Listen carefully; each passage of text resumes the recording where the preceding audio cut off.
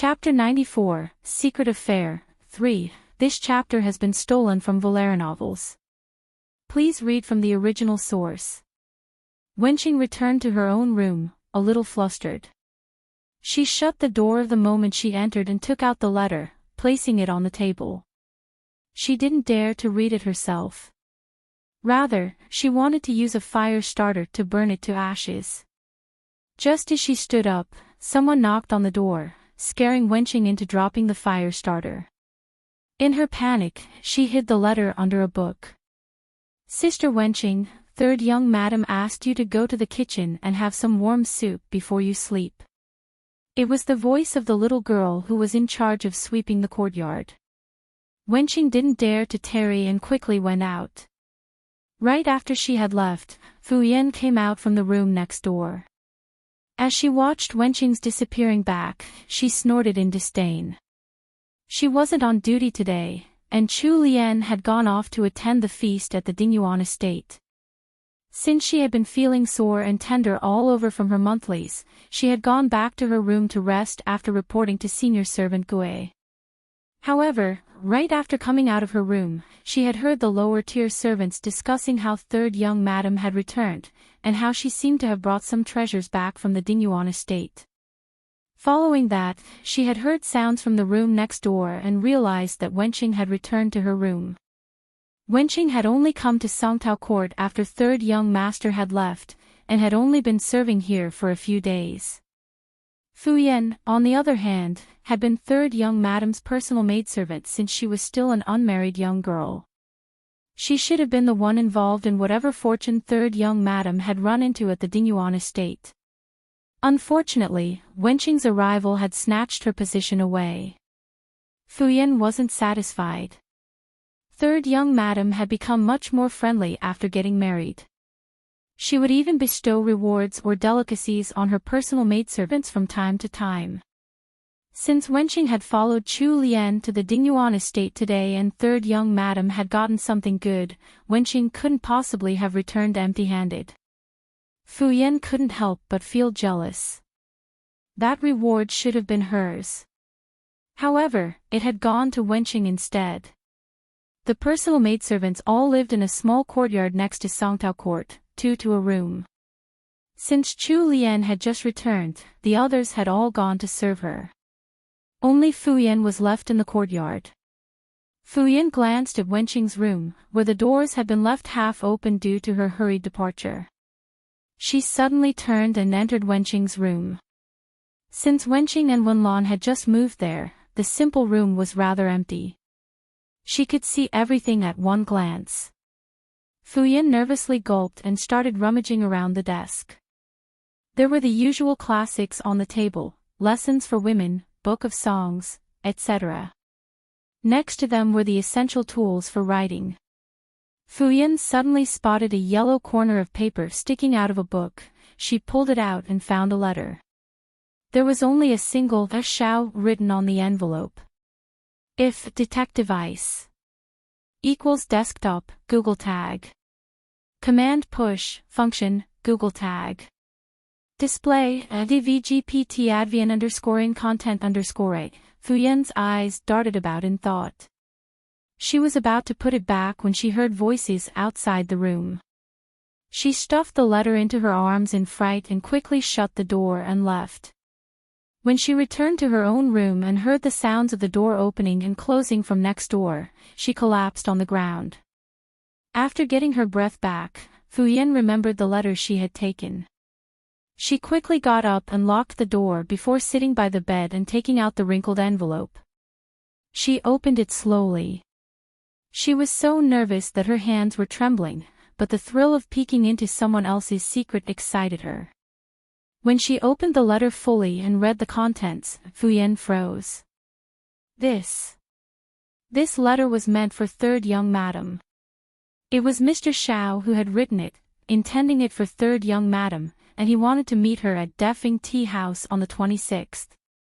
Fuyan was Chu Lian's personal maidservant, so she naturally knew of the goings-on between the two back in the Ingguo estate.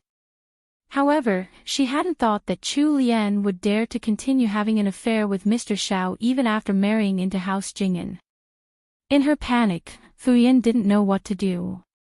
She didn't dare to enter Wenqing's room again, so she could only hide the letter in the bottom of her storage chest for now. Chapter 95, Distributing the Spoils. 1. This chapter has been stolen from LoveLore novels.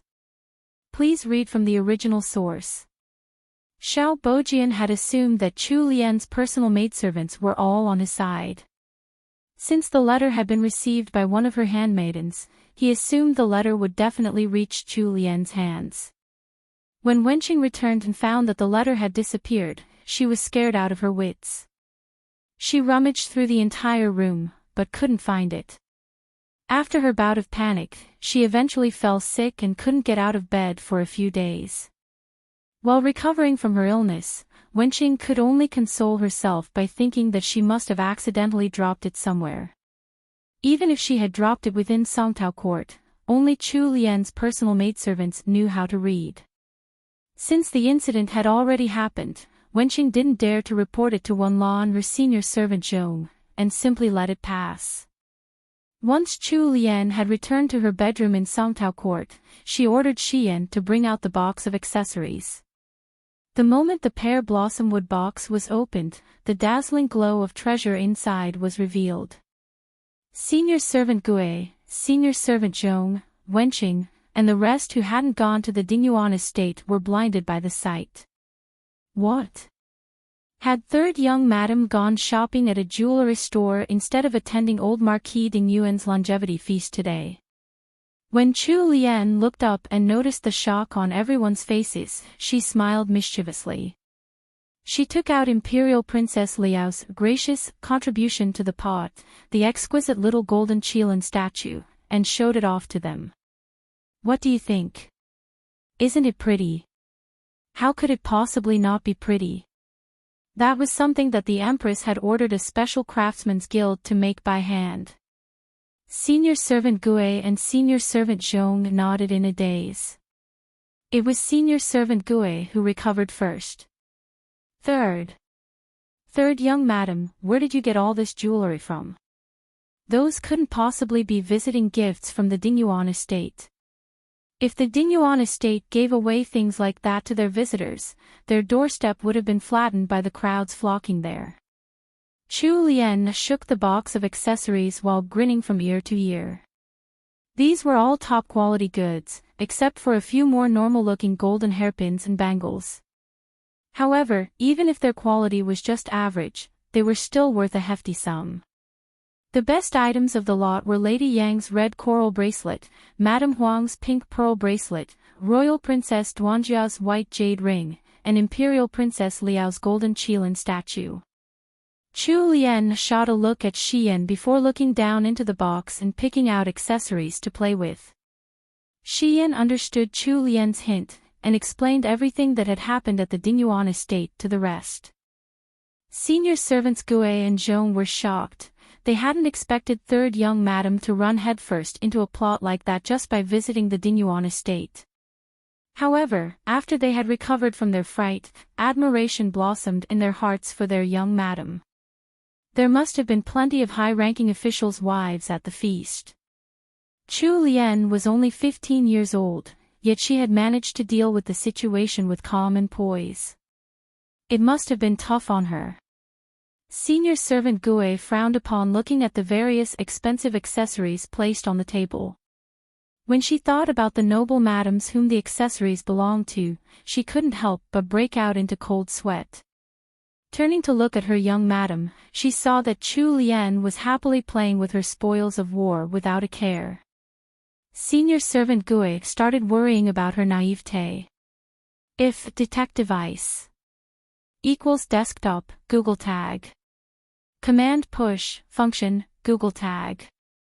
Display, VGPT advian _ content _ wasn't her master, a little too innocent. Senior servant Gue didn't want to speak of it in front of senior servant Zhong. She wanted to wait until everyone had been dismissed before reminding Chu Lian of the consequences of taking things from those high-ranking noble madams. However, she didn't expect Chu Lian to pass 2 sets of solid golden hairpins and bangles to her. Momo, Take these and melt them into gold, then change them into banknotes. Ah. Senior servant Gui couldn't decide whether to receive the accessories or not. Instead, she decided to tactfully remind her of their origin.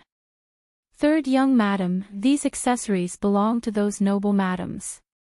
It wouldn't be too good if she took other people's precious jewelry to melt, right? They're all mine now. Momo, don't worry about it, I know what I'm doing. Take them. Right, remember that list I gave you the other time. Follow the instructions there and have the items made before you bring them back. Since Chu Lian had already spoken, Senior Servant Gui could only accept the accessories. Although Senior Servant Zhong didn't say a word, she made a mental note to question Wenqing thoroughly later on. Chapter 96, Distributing the Spoils. 2. Chu Lian had her dinner at Songtao Court before going to the study alone. She was practicing her writing again when Jingyan came in to report that an invitation had come from Qingxi Hall. Senior servant Gui helped Chu Lian change into a new set of clothes before worriedly asking her, "Third young madam, could the matriarch be calling you over to talk about what happened at the Dingyuan estate today?" Chu Lian looked at senior servant Gui with wide, clear eyes. "Momo, what are you scared of? I didn't do anything wrong. Even if grandmother has called me over to talk about it, you don't have to worry at all."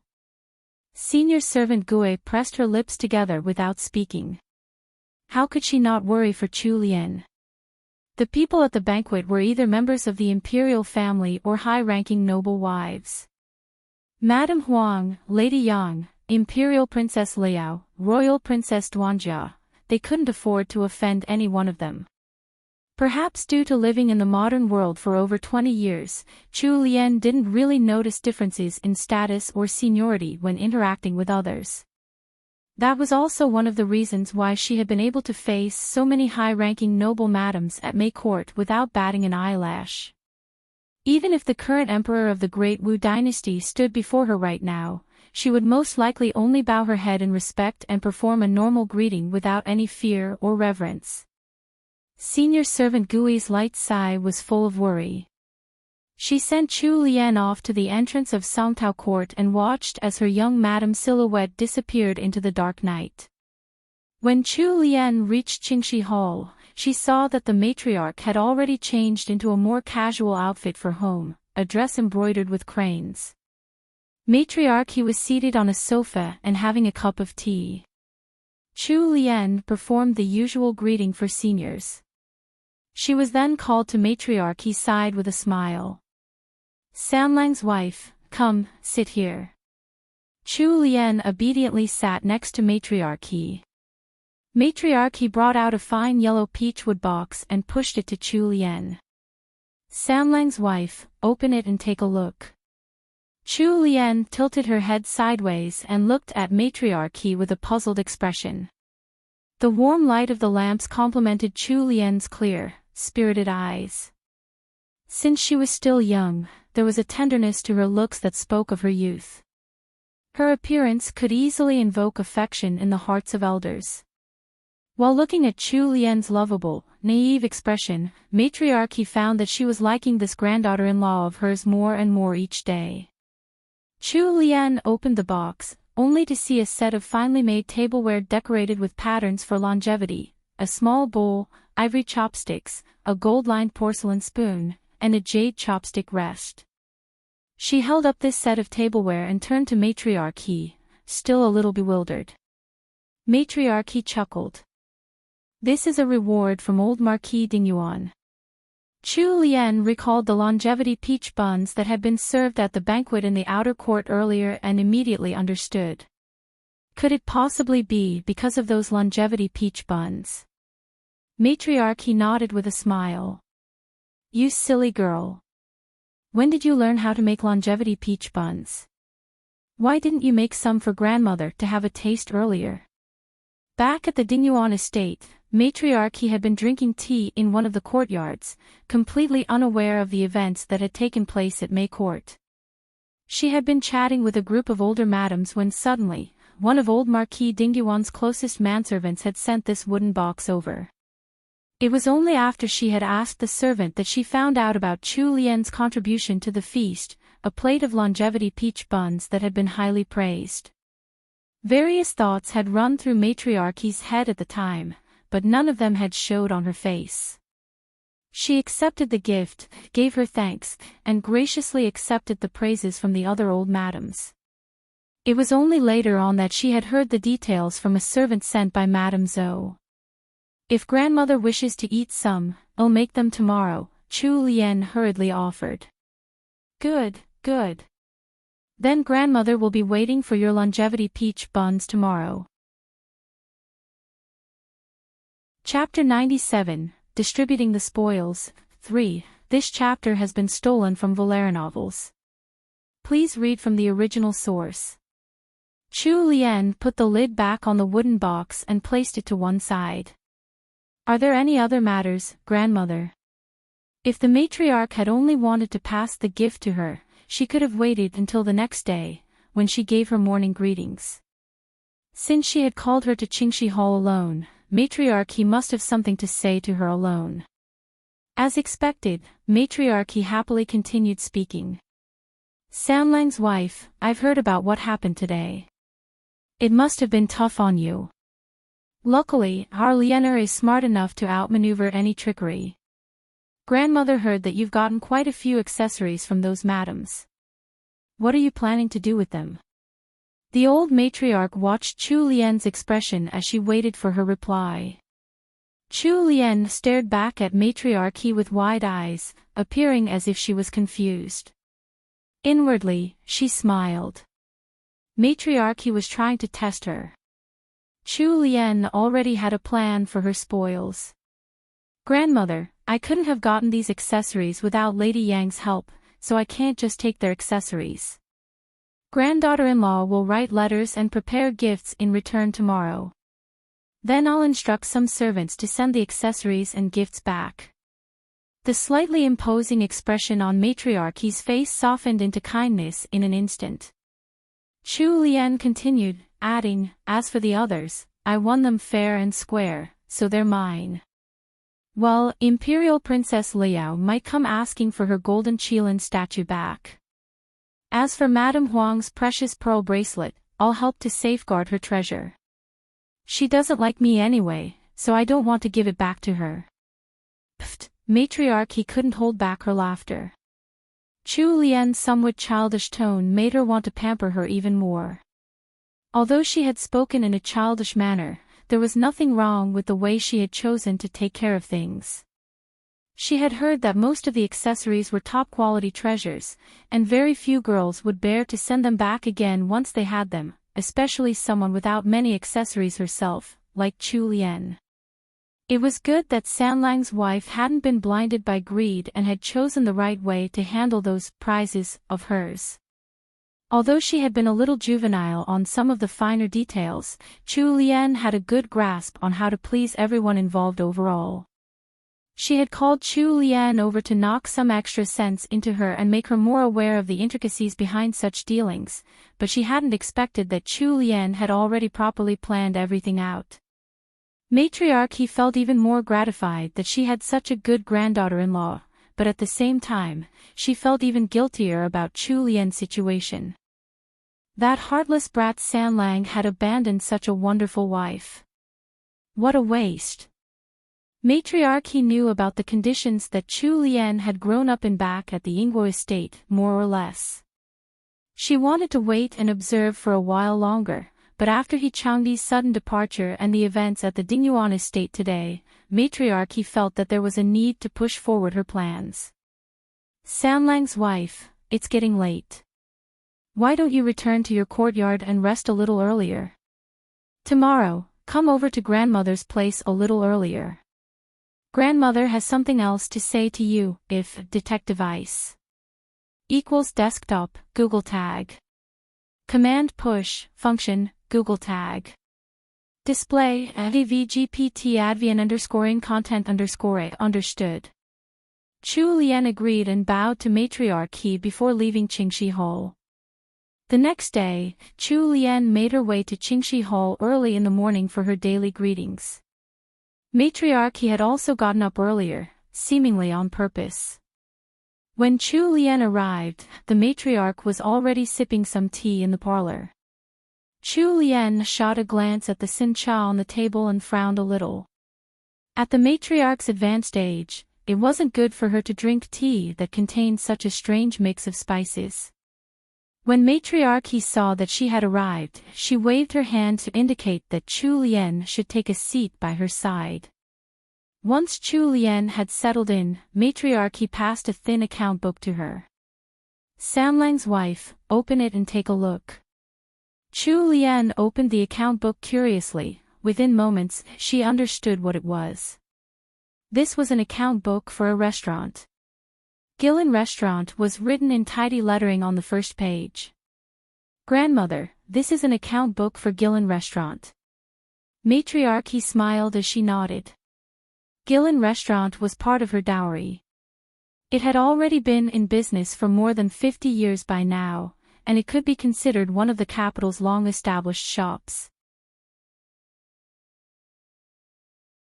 Chapter 99, Restaurant 2. This chapter has been stolen from LoveLore novels. Please read from the original source.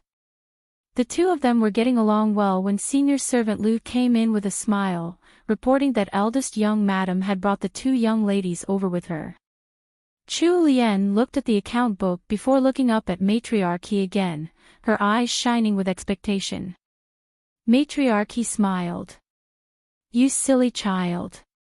All right, I'll inform your sister-in-law myself when she comes in. After getting the matriarch's reassurance, Chu Lian stopped worrying. She couldn't tell what Madame Zhou would think about this, since the novel hadn't mentioned much of her personality. However, she was Wei Fingzi's close friend after all, and Wei Fingzi was someone to watch out for. In the novel, Madame Zhou had gotten seriously injured from Chu Lian's ploy early on. She couldn't even get out of bed. However, now Madame Zhou was perfectly healthy and managing the entire estate. They were wives of different branches of the family and their interests weren't in conflict. But no matter what kind of personality Madame Zhou had, Chu Lian didn't want matriarchy's gift to give rise to any resentment between them and affect the peace they had now. Her husband wasn't by her side to shelter her, and she didn't want to create an enemy for herself within the estate. That would just make her days harder for herself. As expected, when Madame Zhou entered Qingxi Hall and heard that Chu Lian had already been there for some time, her eyebrows knitted together. She brought her daughters into the parlor with a smooth expression. When Madame Zhou performed her greetings, Chu Lian stood up and returned it. Following that, matriarchy started to explain how Chu Lian would be taking over the management of Gillen Restaurant. The slight tension in Madame Zhou's heart went away upon hearing the matriarch explaining everything to her so clearly. She knew a little about the private properties that the matriarch held.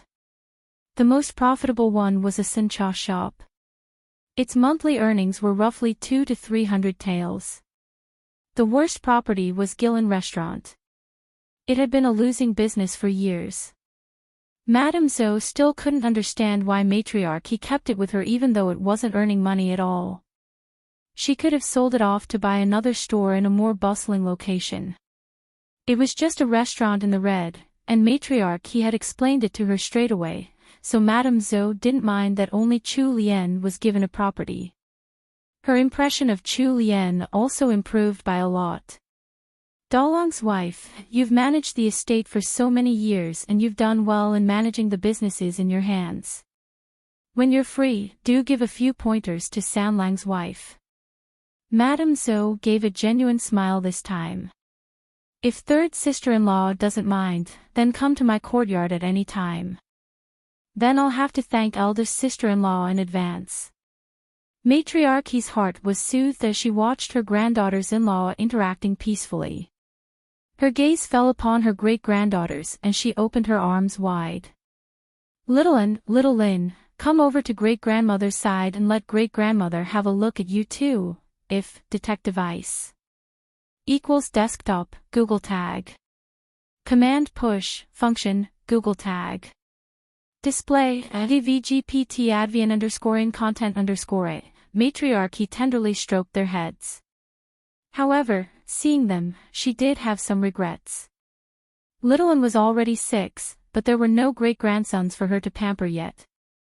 As she thought so, her eyes turned to Chu Lien's flat belly. Ever since her arrival to the Great Wu dynasty, Chu Lien had become rather sensitive towards other people's gazes and the meanings hidden inside them.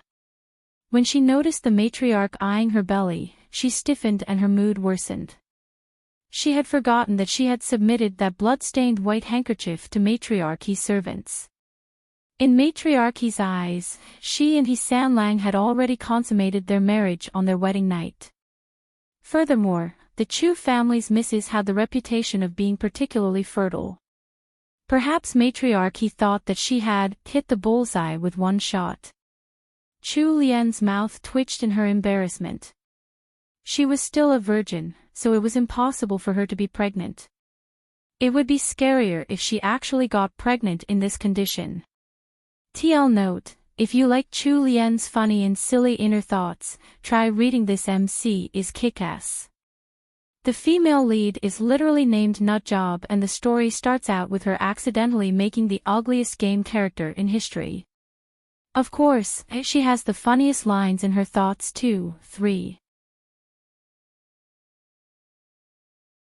Chapter 100, Restaurant, 3. This chapter has been stolen from LoveLore novels. Please read from the original source. Taking the account book along, she followed Madame Zhou to visit Countess Jingyan for about 10 minutes before returning to her Songtao court. She had plenty to do today. First, she had to make some snacks as return gifts for Lady Yang and the other ladies. She also had to find the time to practice her handwriting. She had to start managing a whole restaurant soon, so she definitely had to make sure she could read traditional Chinese words. In the remaining time, she also had to look through Gillen Restaurant's account book. After reaching Songtao Court, she stored the account book in a safe place before bringing Xiyan and Jingyan with her to the kitchen. The ingredients for longevity peach buns were easy enough to prepare. Chu Lian noted that there was still a good amount of red beans left. An idea sparked off in her mind and she remembered the 8 confections, a set of desserts from Beijing. They were Beijing-style desserts that had endured through years of history and variations. Back in her previous life, when Chu Lian had gone to Beijing to play, she had learned it from an old granny staying in the same block of apartments. For the sake of learning how to make an authentic set of 8 confections, she had specially stayed there for half a month. There were different variations of 8 confections, namely the big, small, and fine variations. They were called the 8 confections because there were 8 desserts in total, each with a different filling and shape. This was one of the most complicated desserts Chu Lian had ever made. However, the ingredients for 8 confections were quite common. Even in the Great Wu dynasty, she could still gather the 8 different kinds of filling. Chu Lian first taught Xiyan how to pound the red beans into paste. She then instructed Jingyan to wash the green plums and raisins, while she herself started making the dough. When the confections were done, Xiyan and Jingyan's eyes were about to pop out of their sockets. Senior servant Gui was waiting in the corridor outside the kitchen. From her hands, Chu Lian took some oval-shaped decorated bamboo baskets that she had ordered to be prepared earlier. She walked to the table and smiled at Xiyan and Jingyan. Watch carefully. I'll arrange the desserts once, and I'll leave the rest to you. Since she had to send gifts to quite a few houses this time, Chu Lian had made plenty of desserts. There were kidney-shaped ones, fish-shaped ones, and even bat-shaped ones. She carefully placed them one by one into the bamboo basket before adding a freshly plucked peony that was in the midst of blooming. She scattered a few drops of water on the flower petals before putting it in an empty space inside the basket. Thus, she finished arranging one set of 8 confections. The various flavors of desserts were arranged artfully in the exquisite little bamboo basket. They were already pretty by themselves, but since they all had crispy pastry skins made of flour, their colors looked a little uniform. Adding the vibrantly red peony made the arrangement of desserts a feast for the eyes. The basket of desserts carried an elegant, subtle fragrance of flowers, hooking the appetite of anyone who looked at it, especially in this particularly scorching hot summer. Jingyan's eyes were as wide as they could possibly be. She gulped and mumbled, Third young madam, these are beautiful. This servant can't bear to eat these. Chu Lian smiled before glaring playfully at her. Remember, arrange the rest of the baskets like this. There are still plenty remaining. When you're done, take some to try for yourselves too, if detect device equals desktop, Google tag. Command push, function, Google tag. Display, VGPT advn _ content _ When Xiyan and Jingyan heard that there was a share of desserts for them too, they grinned from ear to ear. The desserts meant as return gifts were sent to Chu Lian once they were arranged properly. Chu Lian then picked out suitable packaging for them, placing black velvet on the insides of the gift boxes. She then put in the bamboo baskets and closed the lid. After that, she brought out the accessories she was going to return and placed them into suitably sized wooden boxes, which were all handed to the steward. The steward sent out the more quick-witted manservants to each of the noble estates. They also passed on the message that there were desserts within the boxes that had to be eaten within the day. TL note, so here we have the 8 confections, aka Jing Ba Jian. There isn't really an English name for them, and even the Wikipedia article lists them as Jingba Jian.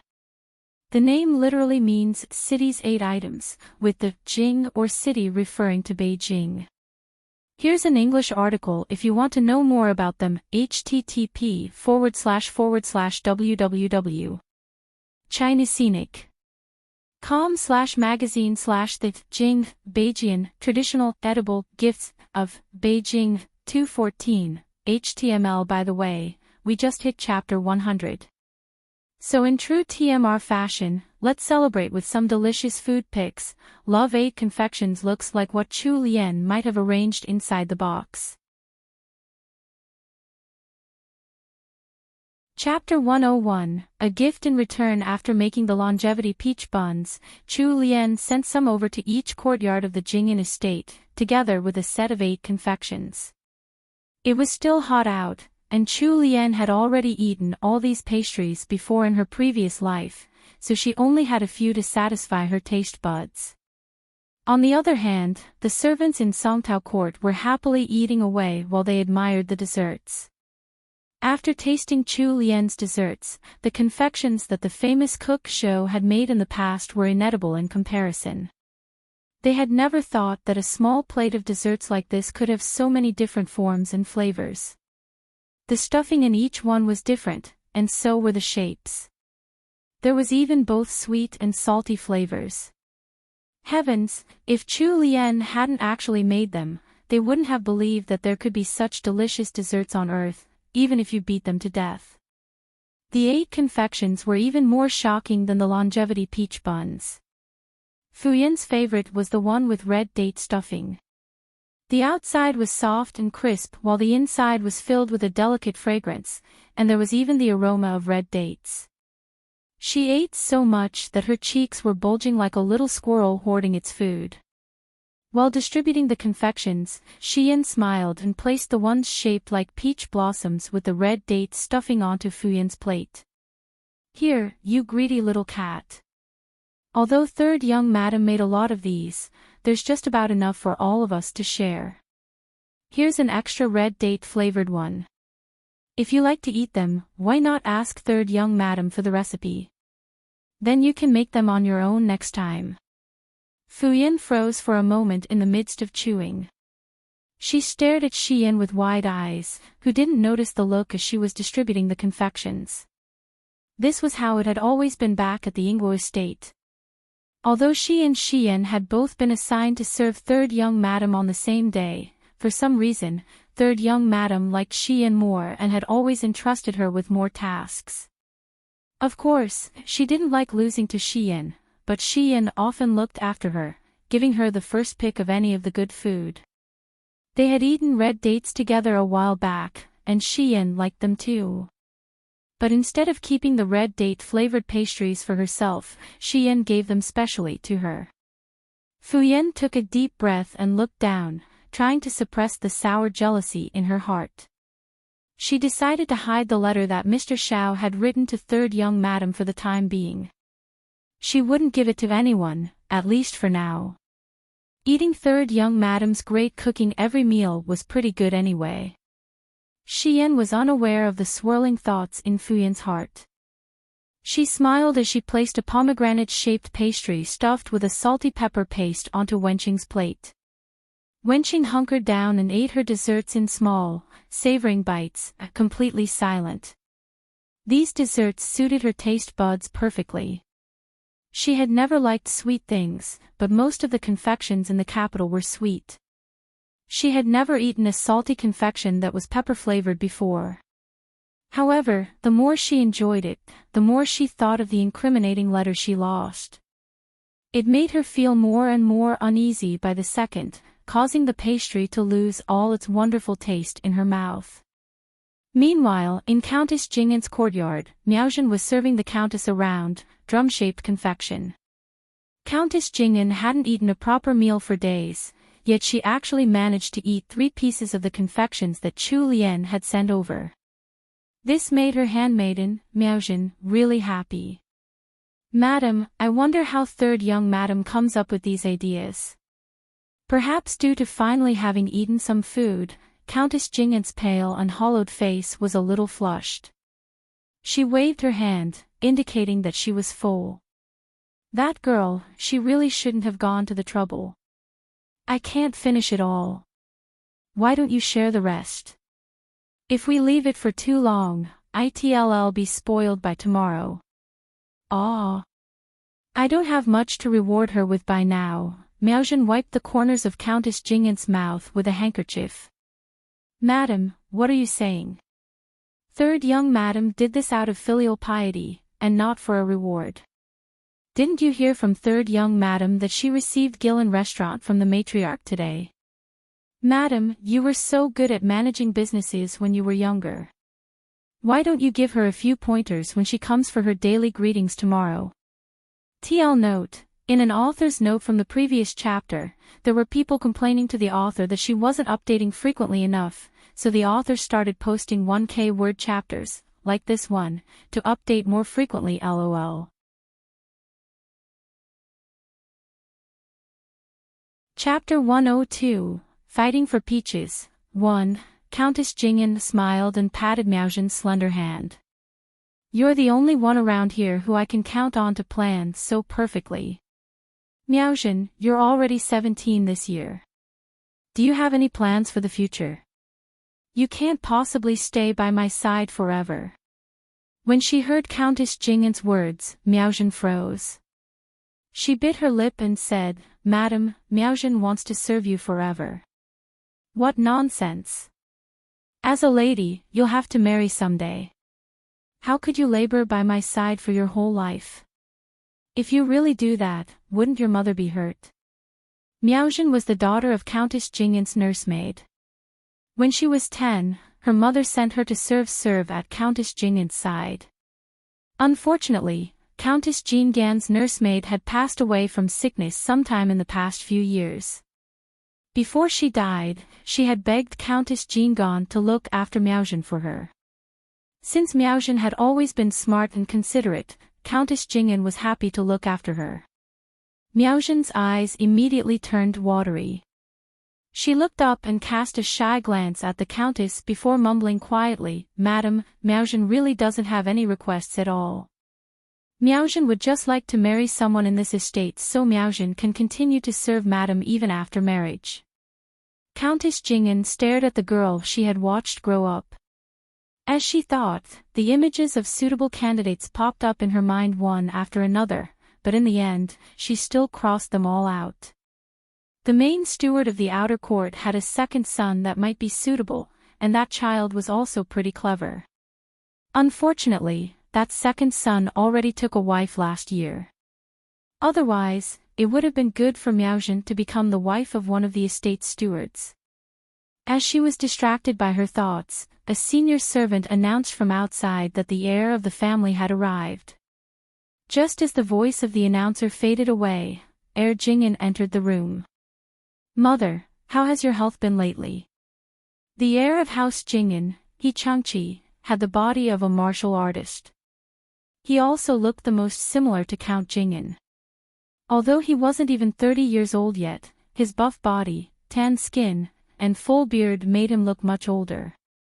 He was as tall as He Changdi, but if they stood together, no one would be able to tell that they were brothers.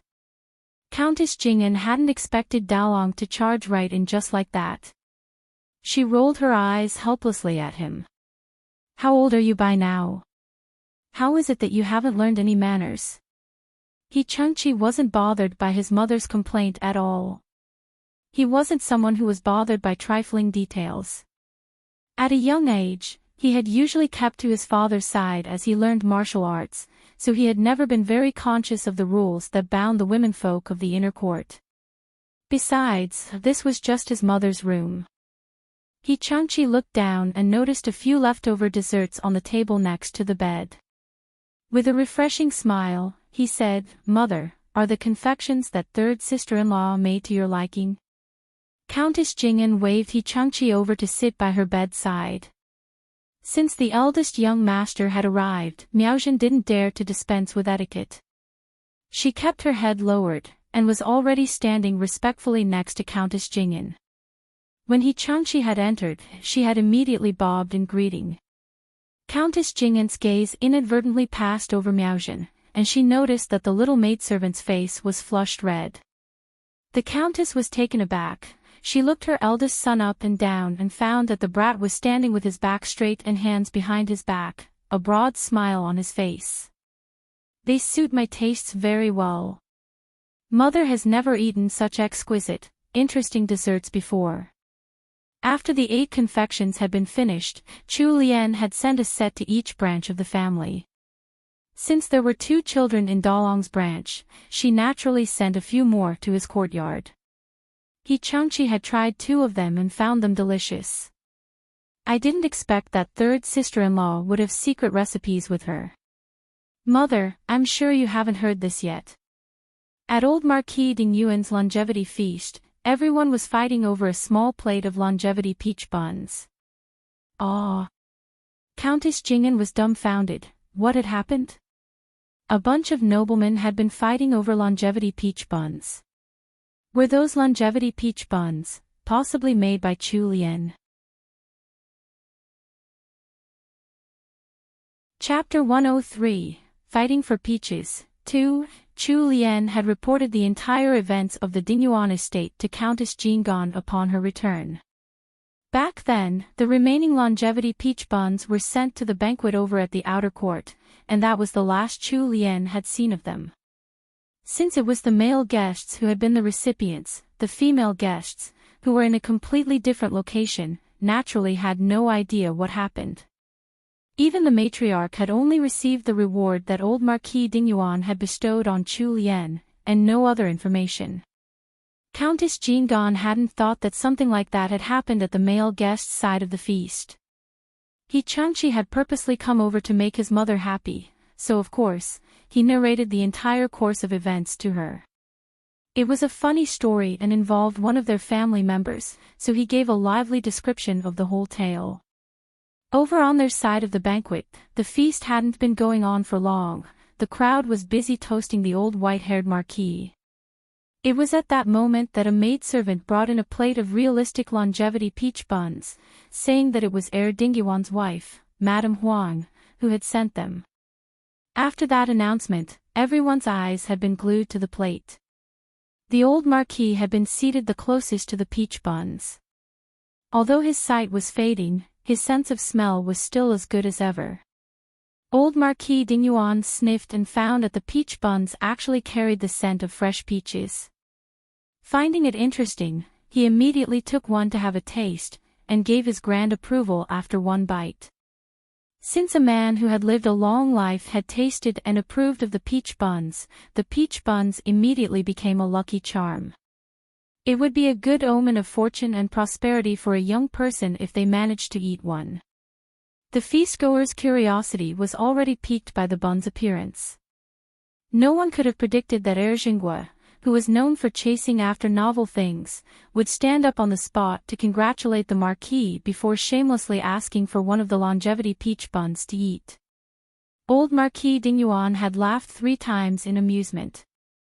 Having a young man request for one of his longevity peach buns at his own longevity feast spoke of how esteemed he was in their eyes. He naturally agreed to the request. Erjingwa didn't stand on ceremony at all. He took 2 buns at once, and after biting into one, his eyes completely lit up. Then, the usually tight-mouthed and silent Prince Jean actually spoke up to request a longevity peach bun from old Marquis Dingyuan too. He was even more shameless than Erjingwa and grabbed 3 buns at once.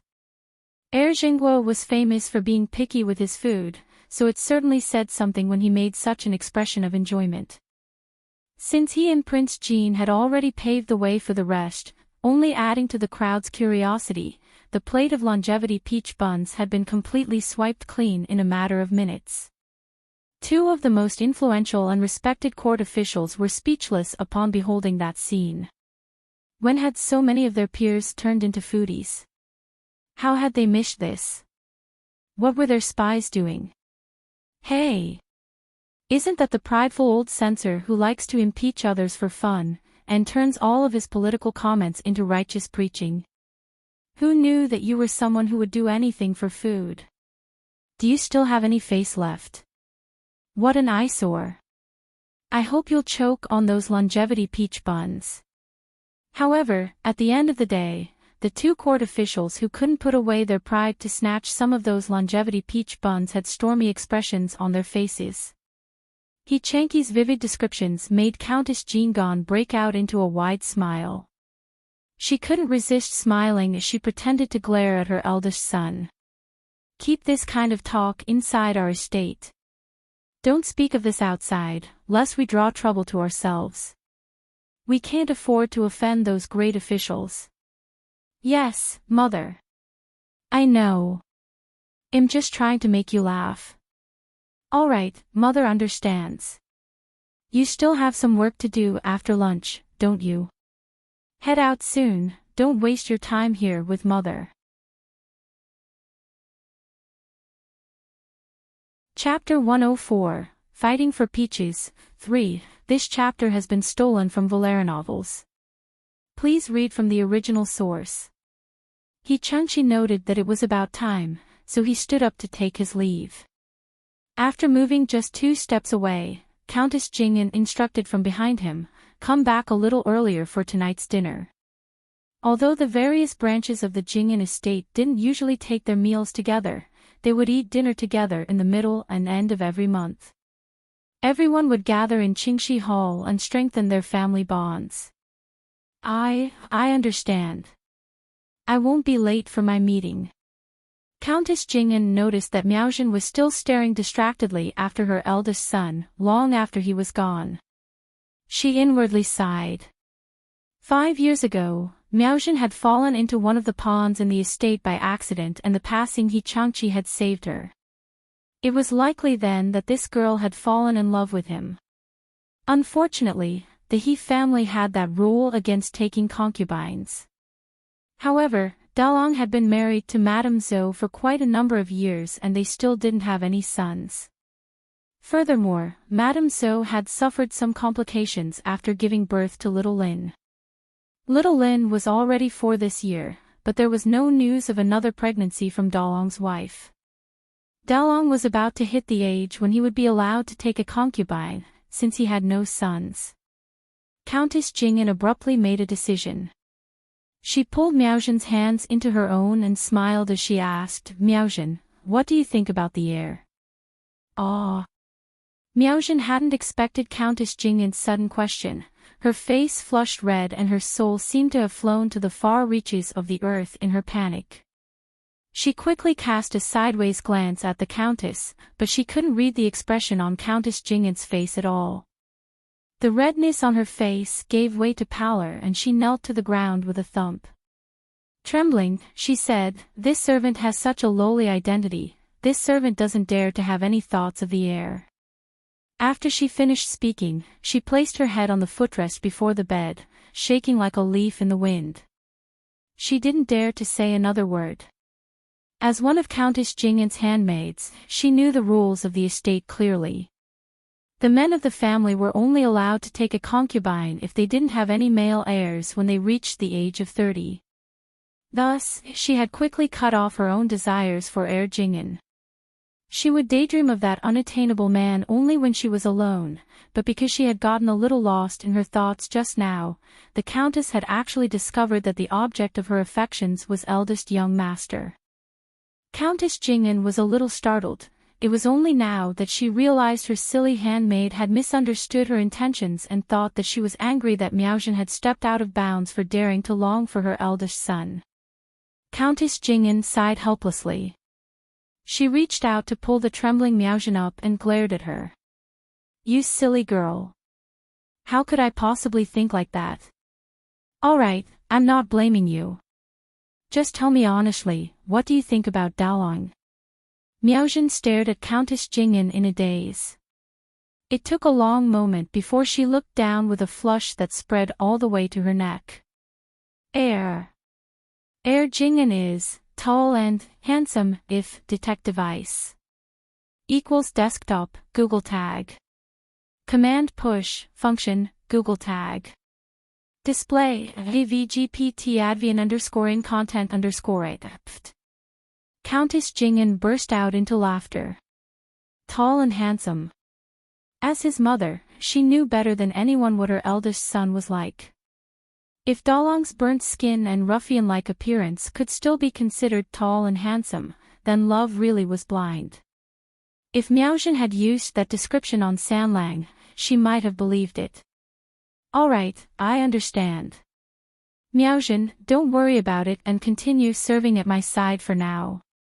Upon hearing Countess Jingen's words, Miaozhen's heart almost leapt out of her throat. In the Yang estate, Lord Yang had just returned from Wenhua Hall. He had taken care of quite a few tricky tasks today, so he was more tired than usual, and was even hungrier than he usually was. When Lord Yang reached the outer courts parlor, he just happened to see a steward carefully bringing in an exquisitely decorated box, and paused in his steps. The steward saw that the master of the house had returned, so he quickly came over to greet his master. What's this? Lord Yang tilted his chin towards the box in the steward's hands. Replying to master, this was sent by someone from the Jingen estate. They said that it's a return gift for the madam, and that it's food, so we can't leave it for long. The Jingen estate. Food. Could it be those longevity peach buns from Marquis Ding Yuan's feast? While on the way back to their estate yesterday, Lord and Lady Yang had been talking about the interesting events behind Chu Lian making longevity peach buns. Lord Yang hadn't been able to set his pride aside to request for a bun, so they had been on his mind for a while. Chapter 105, The Power of Snacks. 1. This chapter has been stolen from LoveLore novels. Please read from the original source. Lord Yang grew even grumpier when he thought of how even the shameless censor who had submitted a petition against him had gotten to eat a longevity peach bun, while on the other hand, he could only imagine what it might have tasted like. Nothing had gone his way today. Was it because he had skipped out on eating one of those lucky buns? Lord Yang coughed lightly and said, "Send them to the parlor. I'll bring them to the missus later when I visit her in the inner court." Lord Yang didn't like Sincha either, so he had his manservant pour him a cup of warm water instead as he took a seat in the parlor to rest. When his line of sight fell upon the brocade box innocently positioned next to him, Lord Yang reached out and opened it. The vision inside made his half-shut eyes fly wide open.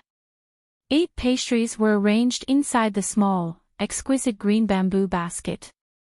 They each had different shapes, and the blooming red peony nestled to the side made them extremely eye-catching. When Lord Yang breathed in, he could smell a faint fragrance of flowers mixed in with the buttery aroma of the pastries. Lord Yang couldn't resist. He gulped and picked up a bat-shaped pastry, looking it over curiously before he bit off a mouthful. There was even stuffing inside. Were those raisins? Refreshing, crisp, and sweet without being too greasy. Delicious. Lord Yang took out a second piece shaped like a peach. Oh. This one tasted like chestnuts. A novel, sweet taste, with the aroma of chestnuts lingering in the mouth long after the pastry was eaten. The third piece was shaped like a hand and had the aroma of roses. Despite eating so many already, he wasn't sick of them yet. This one had an elegant, light flavor, which was very much suited to his tastes. By the time Lord Yang came back to his senses, he found that there were only 2 pieces left in the entire box of confections. The hand he had extended towards the leftovers awkwardly retreated. The manservant next to him had been watching the whole time with his eyes twitching. Inwardly, he was thinking, "My lord, those were meant to be a return gift for the mistress. How could you eat so many of them, just like that? Bring these along, we're going to the inner court to visit your mistress." Lord Yang coughed to hide his embarrassment as he relayed his order to the manservant. On the way to the inner court, Lord Yang kept a constant inner monologue of complaints running. That House Jing'an was being way too petty. How could they send such a small box, only 8 pastries? As a return gift.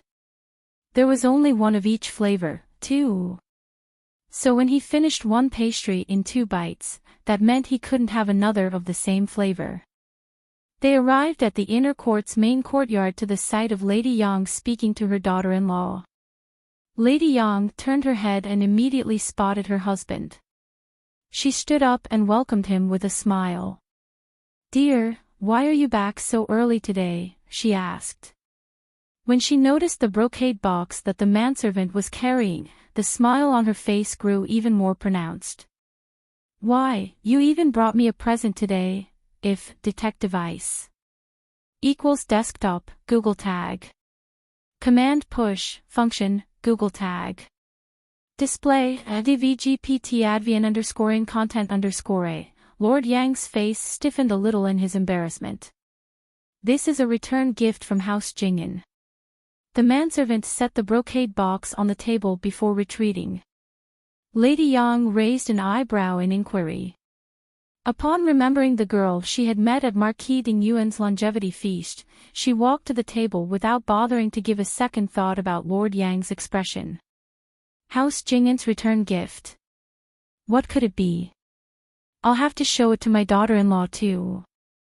Lady Yang's eldest daughter-in-law hadn't been able to make it to Marquis Ding Yuan's longevity feast that day, so upon hearing her mother-in-law's words, she stepped forward. Lord Yang couldn't possibly stop her, so he pretended as if nothing was wrong and sat to one side. The moment Lady Yang opened the box, she was greeted with the 2 lonely pieces left in the strangely empty box. She turned to Lord Yang in surprise. I was a little hungry just now, so I ate 2 pieces. Lord Yang stiffly explained. There was such a huge empty space in the box. Are you sure you only ate 2 pieces? The corner of Lady Yang's mouth twitched. She closed the lid of the box. Chapter 106, The Power of Snacks, 2. This chapter has been stolen from LoveLore novels. Please read from the original source. Her eldest daughter-in-law gaped a little when she saw the contents, or more specifically, the lack thereof. However, she still remembered to close her mouth to avoid making a faux pas in the midst of a delicate situation. Since father has returned, daughter-in-law will go to the main kitchen and instruct them to add more of father's favorite dishes. Lady Yang only managed to restrain herself until her daughter-in-law left. Afterwards, she burst out laughing. Was this sent by House Jing'an's 3rd young madam? Lord Yang nonchalantly nodded as he sipped his tea, keeping up his innocent pretense. I can't say I blame you, that girl makes the most delicious food. After saying so, Lady Yang opened the box and picked up a pastry. The moment she tasted it, her eyes lit up. That girl. What did she make this time? It fits my tastes even better than those longevity peach buns she made before. It's actually salty. Lord Yang licked his lips. A salty pastry. What a pity he hadn't been able to taste it. There were only 8 pastries in this box. So it seems like each one has a different flavor. Lady Yang was surprised. There were such finely made desserts. She quickly ate the very last one and confirmed that the 2 pastries she had eaten had completely different tastes. It was only after she was done eating that she picked up the smaller box at the side. When she saw that her coral bracelet was inside, the corners of Lady Yang's lips curled up. It looks like there's more to this girl from Hao Xinghua than just being more fertile. They finally had someone who had brains amongst them. Lady Yang immediately wrote a reply and sent one of the Yang family's most trusted manservants to the Jing'an estate with the letter. Ever since Lord Yang had eaten the 8 confections that Chu Lian had sent over, he had fallen in love with rose-flavored desserts. He instructed the chefs in his estate to make some, but none of them could compare to the ones that Chu Lian had made that day, causing Lord Yang to become even pickier about his food. He even lost a few kilograms of weight after that. Of course, the birth of the gourmand Lord Yang was a later story. The same return gift had been sent to Prince Wei's estate. Royal Princess Duanjia opened up the brocade box without any hesitation. Her big eyes were shimmering when she saw the desserts within.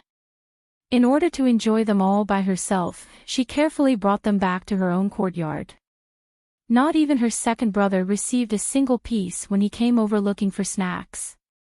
Seeing his little sister acting like a puppy guarding her food, the royal prince was extremely amused.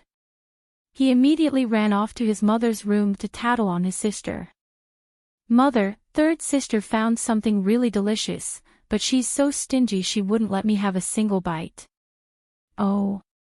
Has she? Princess Wei raised an eyebrow. Royal Princess Duanjia's personality was haughty and aloof, and it was rare to find something that could move her. Princess Wei found it interesting that something like food had managed to make her daughter act out of character. As mother and son were talking, Royal Princess Duanjia entered the room. Brother, how old are you? What are you doing snitching to mother about me at your age? The royal prince sat next to Princess Wei and retorted, I'm just trying to find out exactly what kind of food has bewitched my darling little sister. Royal Princess Duanjia glared at the royal prince and moved to Princess Wei's other side. Mother, in a few days, I want to invite someone to our estate if detective ice equals desktop, Google tag. Command push, function, Google tag. Display, vgpt advian underscoring content underscore. Princess Wei was sitting in the master's seat. Brimming with an aura of elegant luxury, a faint smile appeared on her lips. Is it the person who gave you those desserts? Royal Princess Duanjia smiled mysteriously. I'm not telling mother yet. Mother will know when she comes. Princess Wei lovingly poked her only daughter's forehead. Mother won't stop you from making friends, but don't forget your status. Back in the Jing'an estate, the main steward in the outer court had already ordered a senior servant to bring over 2 letters to Songtao court before dinner. One of the letters was even accompanied by a gift. Chu Lian received the letters and glanced at the contents within. One of the letters was from Lady Yang and the other was actually from Royal Princess Duanjia. Lady Yang had sent the coral bracelet back again, saying that it was a gift for her anyway, and that she couldn't possibly take it back. She also said to keep the bracelet properly, and if they met in the future, she could make a few more different kinds of pastries as gifts instead. Although Lady Yang didn't state outright if they were on visiting terms with each other, this was already a great concession for Chu Lian, and could be counted as a good connection. What Chu Lian had found strange was Royal Princess Duanjia's letter. Royal Princess Duanjia had actually invited her over to Prince Wei's estate for a small gathering.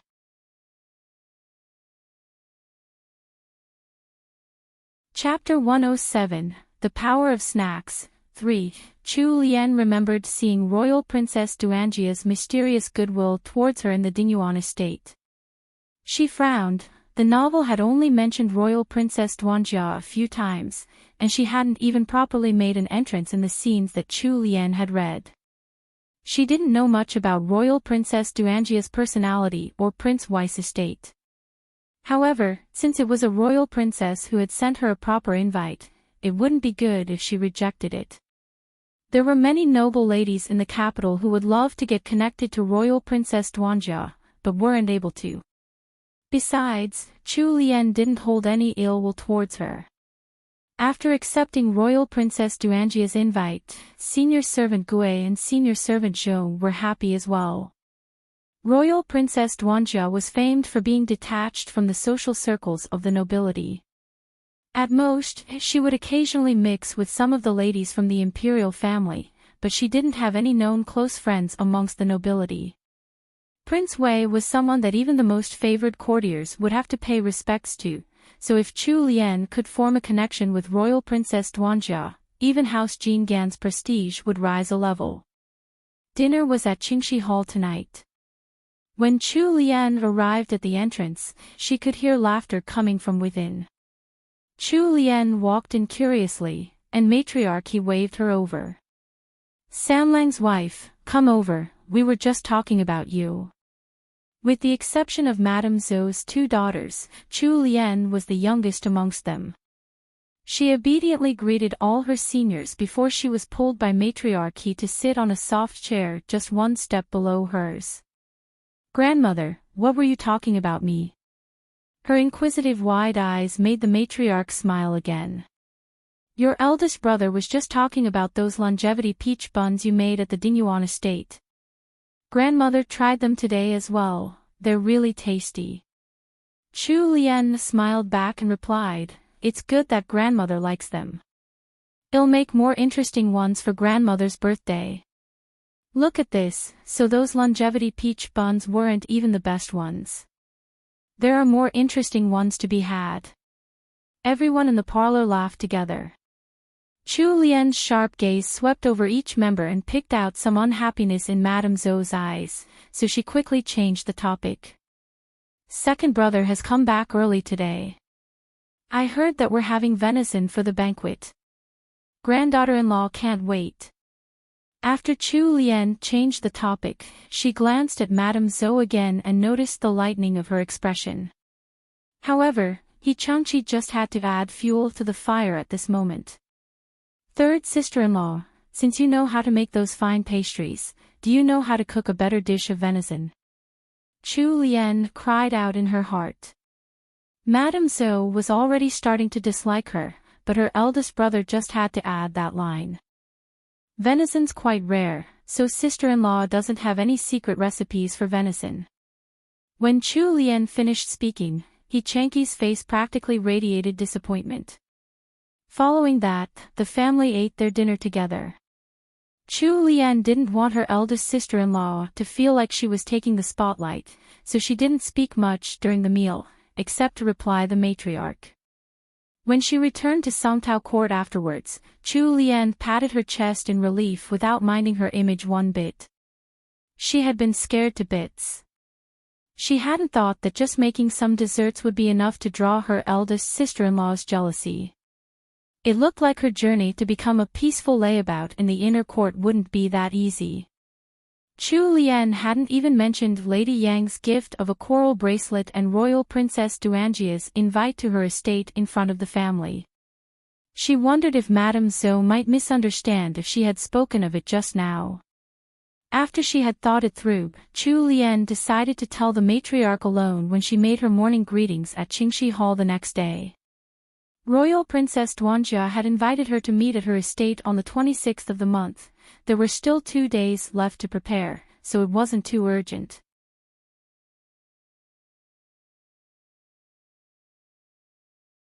Chapter 108, A Peaceful Courtyard. 1. This chapter has been stolen from LoveLore novels. Please read from the original source. On the way back to the main branch's courtyard with her husband, Madame Zhou's head remained lowered as she seemed to be in deep thought.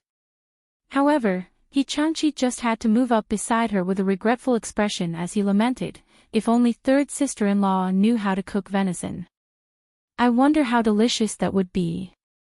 Hearing this come from her own husband, Madame Zhou was frustrated beyond belief. Her footsteps paused for a moment before she quickened her pace, leaving her slow, dim-witted husband behind. Hey, Yuanjing. Slow down a little. It's dark and the paths are uneven. Madame Zhou bit her lip with a terrible expression on her face. Ever since her husband had come back yesterday, he had kept talking about how popular Chu Lian's longevity peach buns had been at Marquis Ding Yuan's longevity feast. He had narrated the tale once to his mother, and then once more at the family dinner in Qingxi Hall. Now he was even expressing his regret that Chu Lian didn't know how to cook venison. As he Changqi's legitimate wife, how could she not be angry? So what if her sister-in-law was good at cooking? Chu Lian was Sanlang's wife. Not he Changqi's. Madame Zhou felt extremely stifled by this treatment. If Chu Lian found out the reason behind her eldest sister-in-law's sudden irritation towards her, she definitely would have cried at her brother-in-law, he Changqi. Brother. Why are you digging holes for me? Also, is eldest sister-in-law aware of how dense you are? As senior servant Gui was helping Chu Lian change for the night, she handed over the silver tael she had gotten from selling off the jewelry. She also passed over the items that Chu Lian had requested on her list.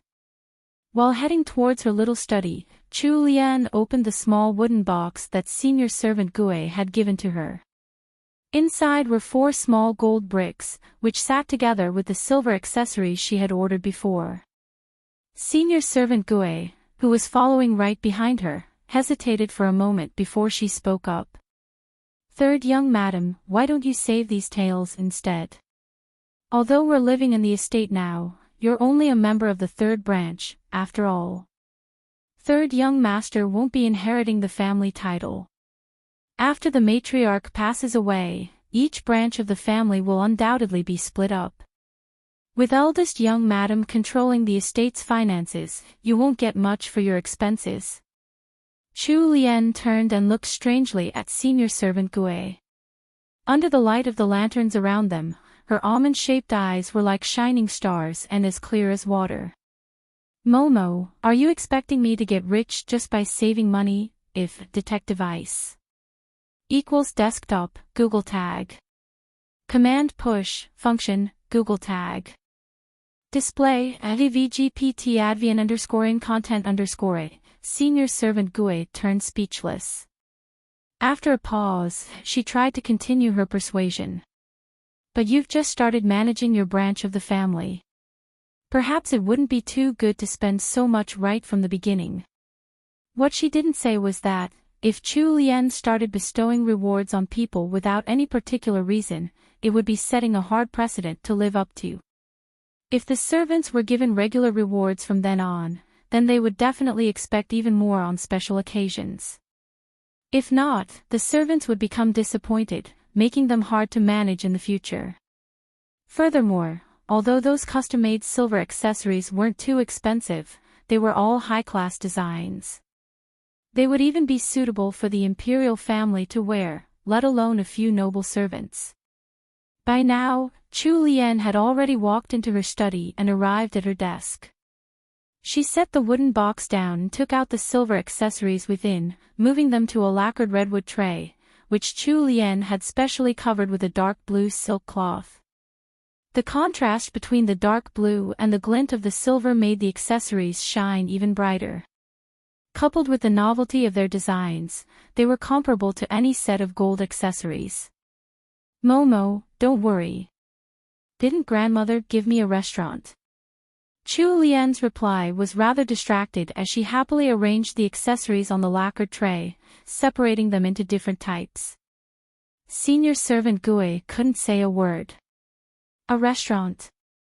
That lousy restaurant. It wasn't located in a busy area of the capital, the dishes were just average, and it couldn't even earn its upkeep.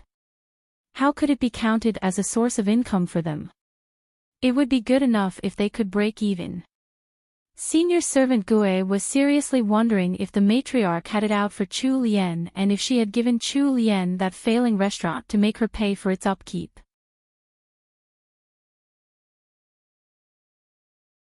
Chapter 109, A Peaceful Courtyard, 2. This chapter has been stolen from LoveLore novels. Please read from the original source. Goodness, my dear third young madam, how could that restaurant possibly make any money? Please don't pin all your hopes on that restaurant. Chu Lien finally turned to look at senior servant Gue. Momo, I know that you only have my best interests at heart, but for matters like this, I know what I'm doing.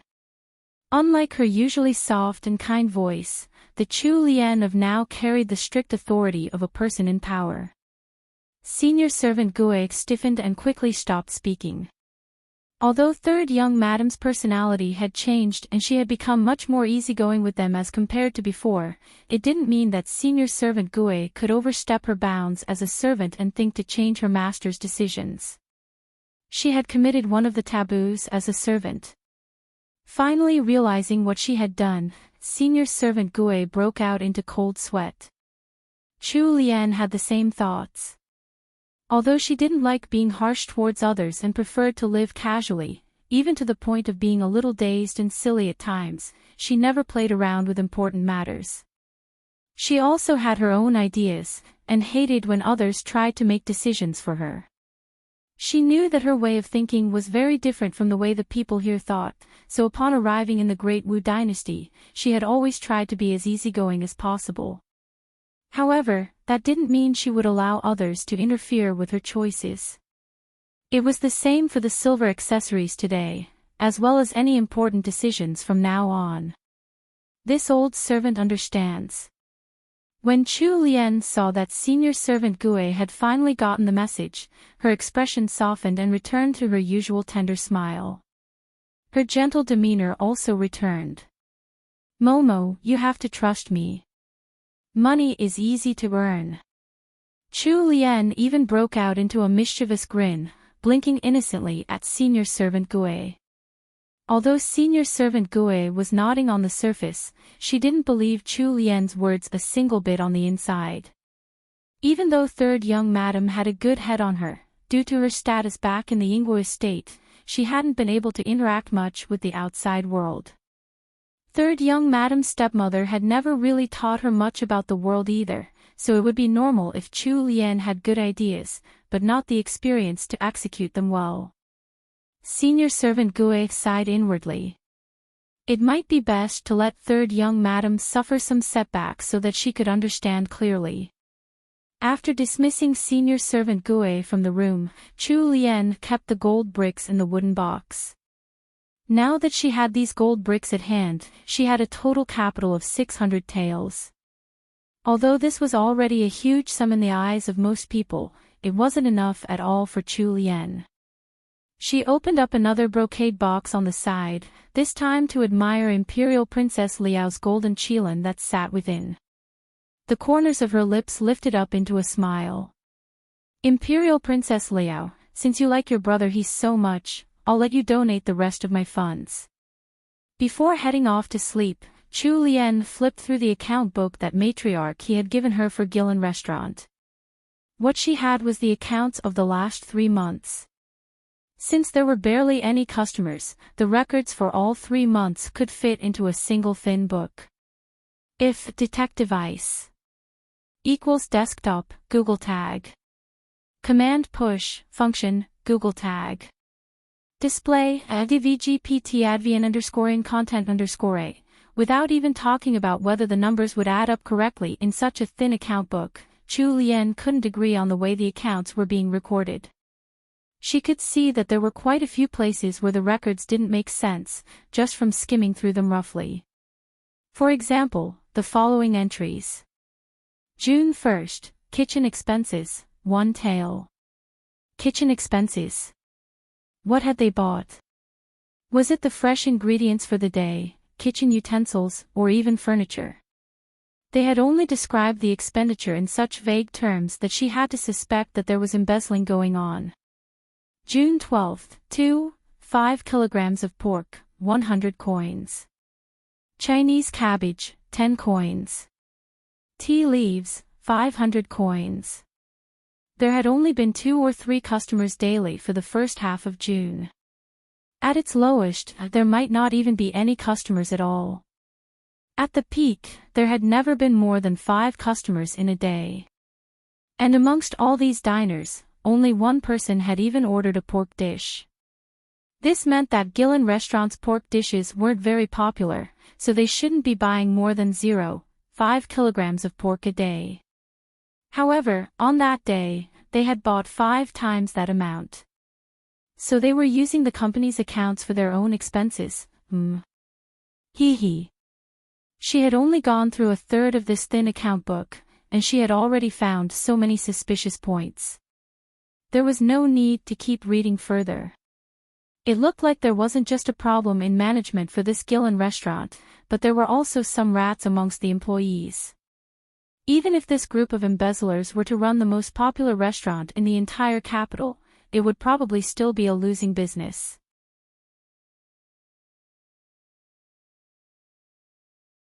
Chapter 110, A Peaceful Courtyard, 3. This chapter has been stolen from LoveLore novels. Please read from the original source. The next day, Chu Lian told Matriarch He Alone about the invite she had been given to Prince Wei's estate. The matriarch was overjoyed and held onto her hands before she instructed her to accept the invite without any worry. When she returned from Qingxi Hall, she told senior servant Zhong to gather all the maidservants in Songtao Court. Chu Lian handed over the matter to Xian and went off to her study to practice her writing. Xian held the lacquered redwood tray in her hands and announced to the parlor filled with maidservants, "Third young madam's birthday is coming soon, so a few days ago, she ordered these accessories to be made." She wanted to use this opportunity to award everyone and pass the fortune along. Xian's words had been carefully scripted by Chu Lian, and they weren't false in the least. The birthday of Chu Lian's current body was indeed within these 2 days, the 26th of July, to be exact. It just so happened to be the day that Royal Princess Duanjia had invited her to appear at Prince Wei's estate. She had to give a reason for this bestowal of gifts, otherwise the expectations of her servants would be raised too high. Although senior servant Gue hadn't said it outright yesterday, Chu Lian had already thought of this problem. This was exactly like how companies would give a bonus on certain holidays. It encouraged the employees to continue working there. Senior servant Gue froze for a moment. She had completely forgotten to give third young madam a reminder yesterday, due to her panic in overstepping her boundaries. However, third young madam had still managed to come to the same conclusion, and as evident by Xian's speech, she had already taken the necessary steps to avoid the problem. A tinge of guilt seeped into senior servant Gue's heart. When all the servants heard that there would be rewards today, all of their faces were filled with joy. Xian coughed twice, and they all settled down into silence. Third young madam has passed down these orders. Second-class maidservants are to pick 1 silver hairpin and 2 rings each. Third-class maidservants are to take 1 silver hairpin and 1 ring each. As for those without any ranks, they are to take 1 ring each. Then, Xian handed the tray in her hands over to Wenqing, instructing her to pass it around for the rest. Everyone was overjoyed and said in unison, "Many thanks to third young madam for the rewards. Do your work properly from now on. As long as you do a good job, third young madam will surely reward you again. However, anyone who doesn't follow the rules will be immediately kicked out of Songtao Court." Upon hearing Xian's strict reminder, the voices of everyone present blended together into a single, unanimous answer. "We will do our jobs properly." Bai Cha was one of the menial servants working in Songtao Court. Her parents were both family servants of the Jingyan estate. However, they hadn't been able to rise in the ranks. At first, her mother had been in charge of tending the fire in the main kitchen. When the main kitchen had been lit aflame, her mother had been burned. Now she couldn't even get up from bed. Her father had been running errands for one of the main stewards in the outer court.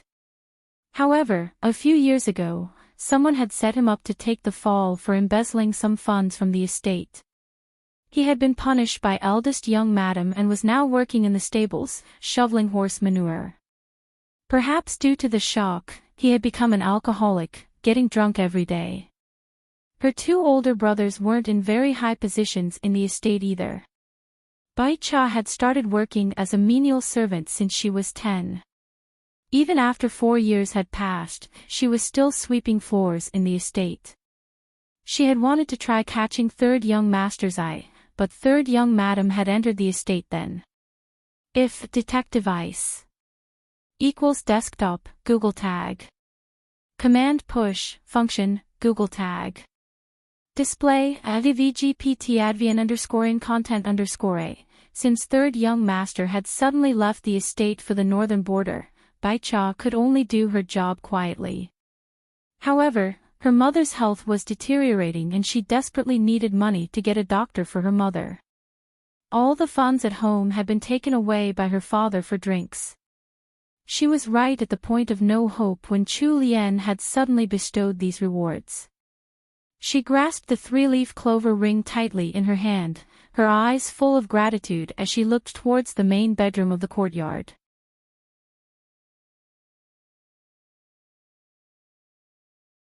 Chapter 111, A Growing Distance. 1. This chapter has been stolen from LoveLore novels. Please read from the original source. Chu Lien didn't know that her decision to bestow rewards to keep her courtyard peaceful had calmed the fire in the heart of one of her maidservants. When everyone received their silver hairpins and rings, their faces filled with pleasant surprise. One by one, the servants inspected their rewards and immediately realized that these were no ordinary accessories. Firstly, the craftsmanship was excellent. Secondly, their designs were so lovely that they couldn't bear to sell them off. For servants of an estate, the majority of them could only wear roughly made silver earrings. Their finest jewelry were those same types of earrings engraved with a few simple patterns. However, the accessories that third young madam had bestowed upon them were completely different. These earrings were perfectly sized, and there were many different shapes, 3-leaf clovers, hearts. There were also some other patterns that they didn't know the names for, but regardless, all of the earrings looked beautiful. Some of the younger and more vain maidservants immediately put them on. These accessories looked so exquisitely made, surely only the capital's Tsuayin pavilion could have made them. Third young madam had really spent a lot of effort on this reward. Initially, the servants had thought that there was no future in serving the third branch of the He family. Third young madam didn't have much status, and was merely a young lady from the Yingguo estate known for bearing sons.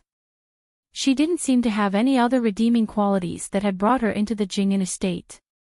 And just a few days after their marriage, third young master had left, so the servants became even less diligent in carrying out their duties. However, based on third young madam's gifts today and Miss Xian's words, they would definitely work harder from now on. Getting silver accessories as rewards wasn't something very common amongst the servants. Taking Baicha's mother as an example, although she had served in the Jing'an estate for her whole life, she had only gotten 2 or 3 pieces of silver accessories. Those had been bestowed by the old madam only when she had gotten married. The servants who had gotten their rewards dispersed happily. When Xian was done with the distribution, she reported to Chu Lien in the study. Chu Lien set down the account book in her hands and stood up. She picked up the case next to her and walked out to the outer room before calling senior servant Zhong, senior servant Gui and her 4 handmaids to her. She pushed the case towards them.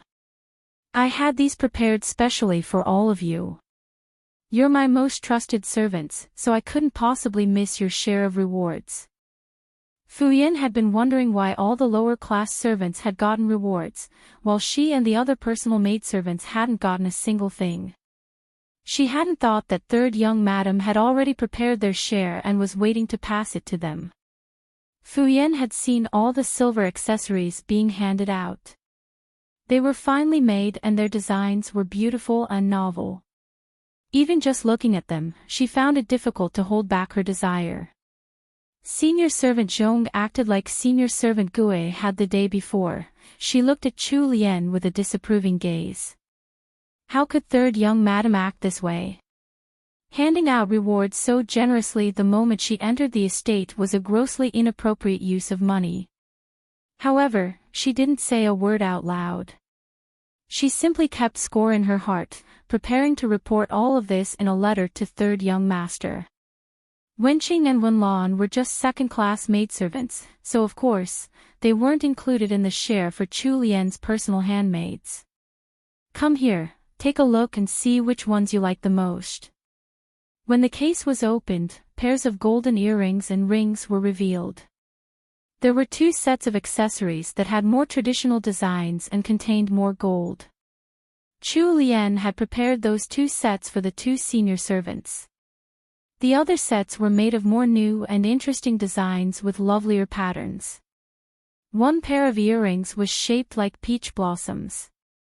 They were pretty within the box, but they were even more charming when worn, 2 delicate, golden peach blossoms glinting against the curve of a young lady's ears. The earrings and rings were slim and the patterns were drawn exactly to Chu Lian's designs, so they didn't use up too much gold. This was all that was made from melting the 2 golden hairpins she had gotten from her childhood jewelry box. These golden accessories' main value laid in the exquisite, novel patterns that they had. They suited Xian and the other young ladies well. All the handmaids were jumping for joy. Senior Servant Zhong looked at the pair of earrings and ring in her hands and snorted arrogantly in her heart. Third young madam, even if you try to bribe me like this, I'll still report everything to third young master, word for word. I definitely won't put in a single good word for you. Chu Lian smiled and waved them away to return to their own tasks.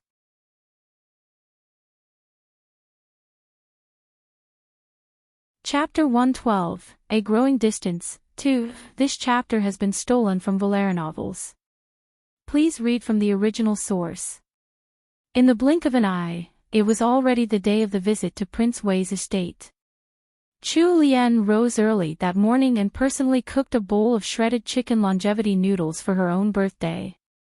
She also accepted some embroidery from her maidservants as gifts.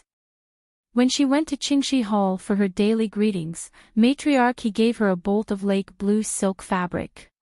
Even the bedridden Countess Jing'an sent her handmaid, Miaozhen, over with a kilogram of sincha.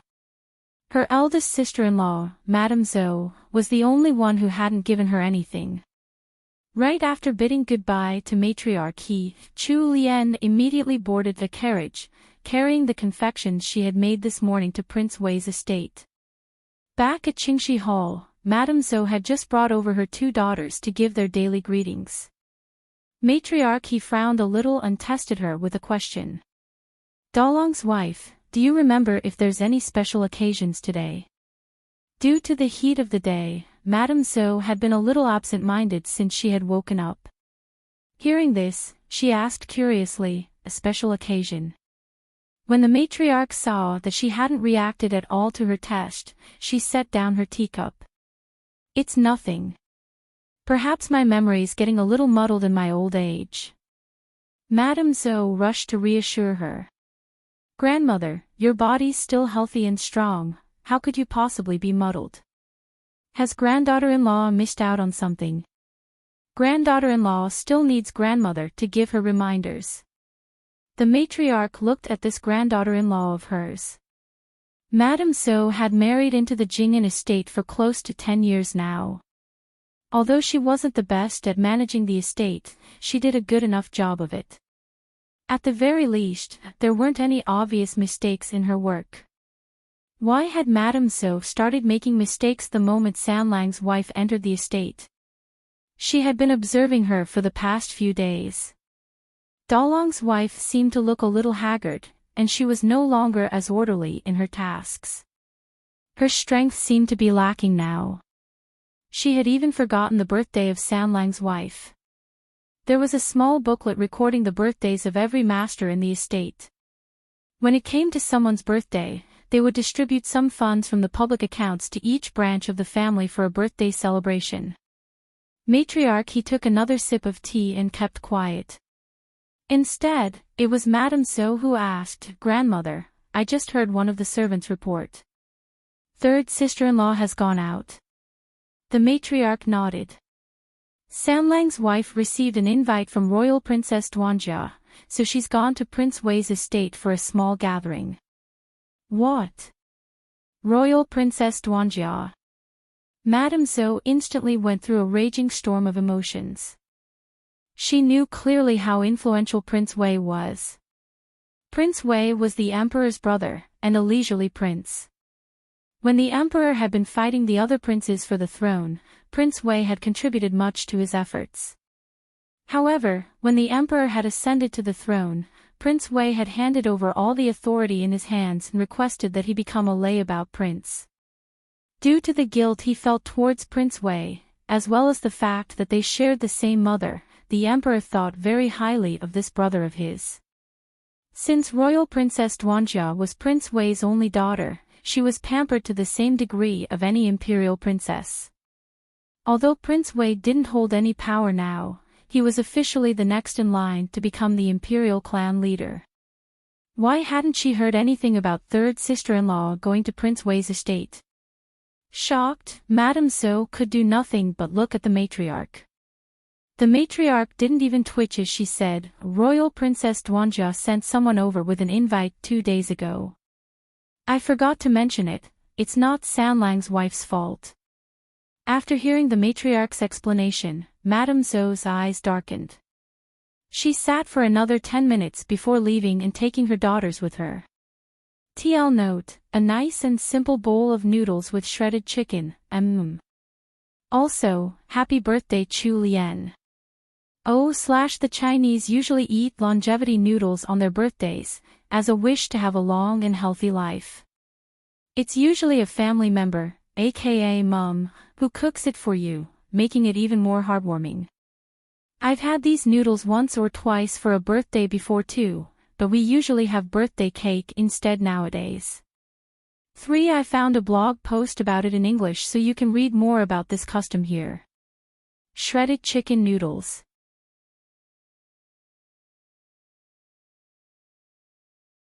Chapter 113, The Northern Border, 1. This chapter has been stolen from LoveLore novels. Please read from the original source. Matriarch he watched Madame Zhou leave. That girl looked more haggard by the day, she mused. Her fingers tapped gently on the table beside her as she began to consider some thoughts she had previously set aside. A few days ago, Countess Jing'an had mentioned the matter of letting her eldest son, Dalong, take a concubine to the matriarch. Truthfully speaking, the matriarch had been waiting for a great-grandson for much too long. She had given Dalong's wife 10 years, but there was still no news. After he Changdi and Liyue passed Jiangzhou and went as far north as they could go, they took to the water and reached Qizhou. They then changed horses and continued northward. After half a month of harsh travel, they finally reached the northern border of the Great Wu Dynasty, Liangzhou. Looking at the endless grasslands of the northern border, memories from He Changdi's past life bubbled to the surface. His heart was a mess of muddled emotions. Liyue rode his horse up to his young master's side before asking, "Young master, are we entering the city directly?" He Changdi shook his head and pointed in another direction. Liyue turned his gaze over, only to see a few scattered tents dotted yonder on the boundless grassy plains. He gulped, but didn't say a word. Throughout their journey, the fuse on third young master's temper had just grown shorter and shorter. He wore a gloomy expression around all day, and practically radiated the aura of a porcupine, "Don't touch me." Liyue subconsciously took a deep breath and instantly regretted it. He looked down at his own travel-worn clothing, fighting the urge to throw himself into a pool of water. He was emitting the stink of the century here, and it was to the point where he was about to lose his sense of smell. He hadn't thought that third young master, who had always loved cleanliness, could actually keep traveling without bothering to wash the dirt off his body. It was full summer right now. The last time they had properly cleaned themselves was back when they had left Chizhou. The further north they went, the fewer pools and lakes they could find. Since they were rushing to their destination, they were living roughly. A normal thing like a bath had become a luxury. Now that they had arrived at the uncivilized northern plains, they were surrounded by grassland all around. There weren't even that many tents, let alone any inns or restaurants where they could rest in. Liyue secretly shot a glance at third young master. His fitted gray riding clothes were already stained with dirt, and there were even a few tears here and there. His black hair had been tied up at the back of his head, but the journey had made it a mess. Dark stubble was already growing all over his chin due to the lack of shaving. Half a month of traveling out in the sun and wind had made third young master not only more tan, but also skinnier than before. The corners of Liyue's mouth twitched. If his young master were to ride along the streets of the capital now, probably no one would be able to connect this coarse man with the He family's Sanlang the Fair. Master and servant urged their horses towards the scattered tents in the distance. Just as they arrived, a slightly plump madam happened to walk out of one of the tents, carrying some butter and tea as she pushed up the tent flaps. Seeing the two strangers, she looked over curiously and spoke in some gibberish that Liyue couldn't understand. Liyue stared at the madam. Although he had expected the northern border to be harsh and cruel, he hadn't thought that they wouldn't be able to communicate. The madam spoke a bunch of words to them, but Liyue still couldn't understand a single one. He felt a headache building. He turned to his master helplessly. Who could have expected that Changdi would get off his horse, walk up to the madam, and speak in the same gibberish? Liyue couldn't understand a thing. However, after he was done, took out a stamp from the purse at his waist and passed it to the madam. The madam eyed the stamp for a long time, holding it up to the light to see it better. Suddenly, she practically leapt for joy and returned the stamp to Changdi. She then respectfully bowed 90 degrees to him, before pulling Changdi into the tent. Liyue was stunned. He didn't know how his young master had suddenly learned how to speak a barbarian language. And looking at the way he had spoken, he was extremely fluent, too. Liyue stood stock still as he held the horse's reins, completely dazed.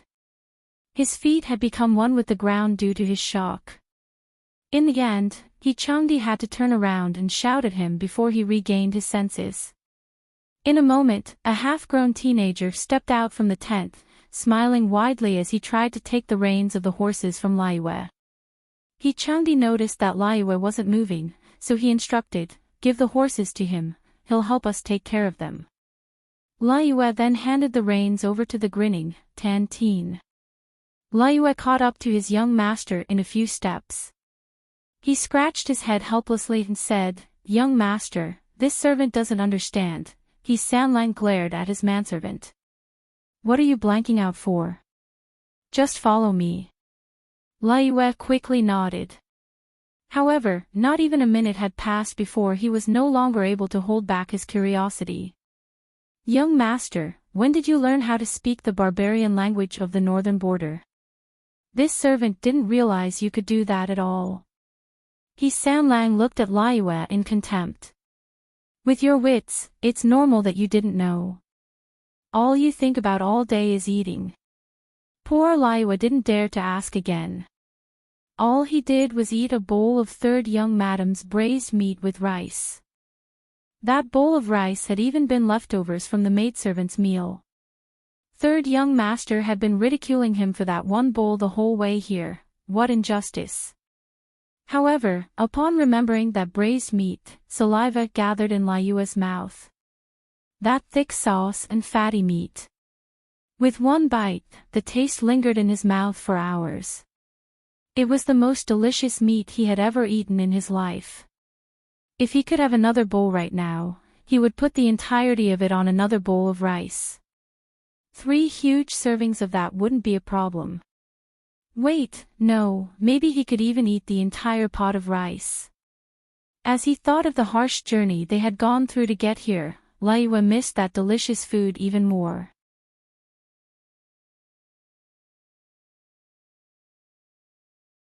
Chapter 114, The Northern Border, 2. This chapter has been stolen from LoveLore novels.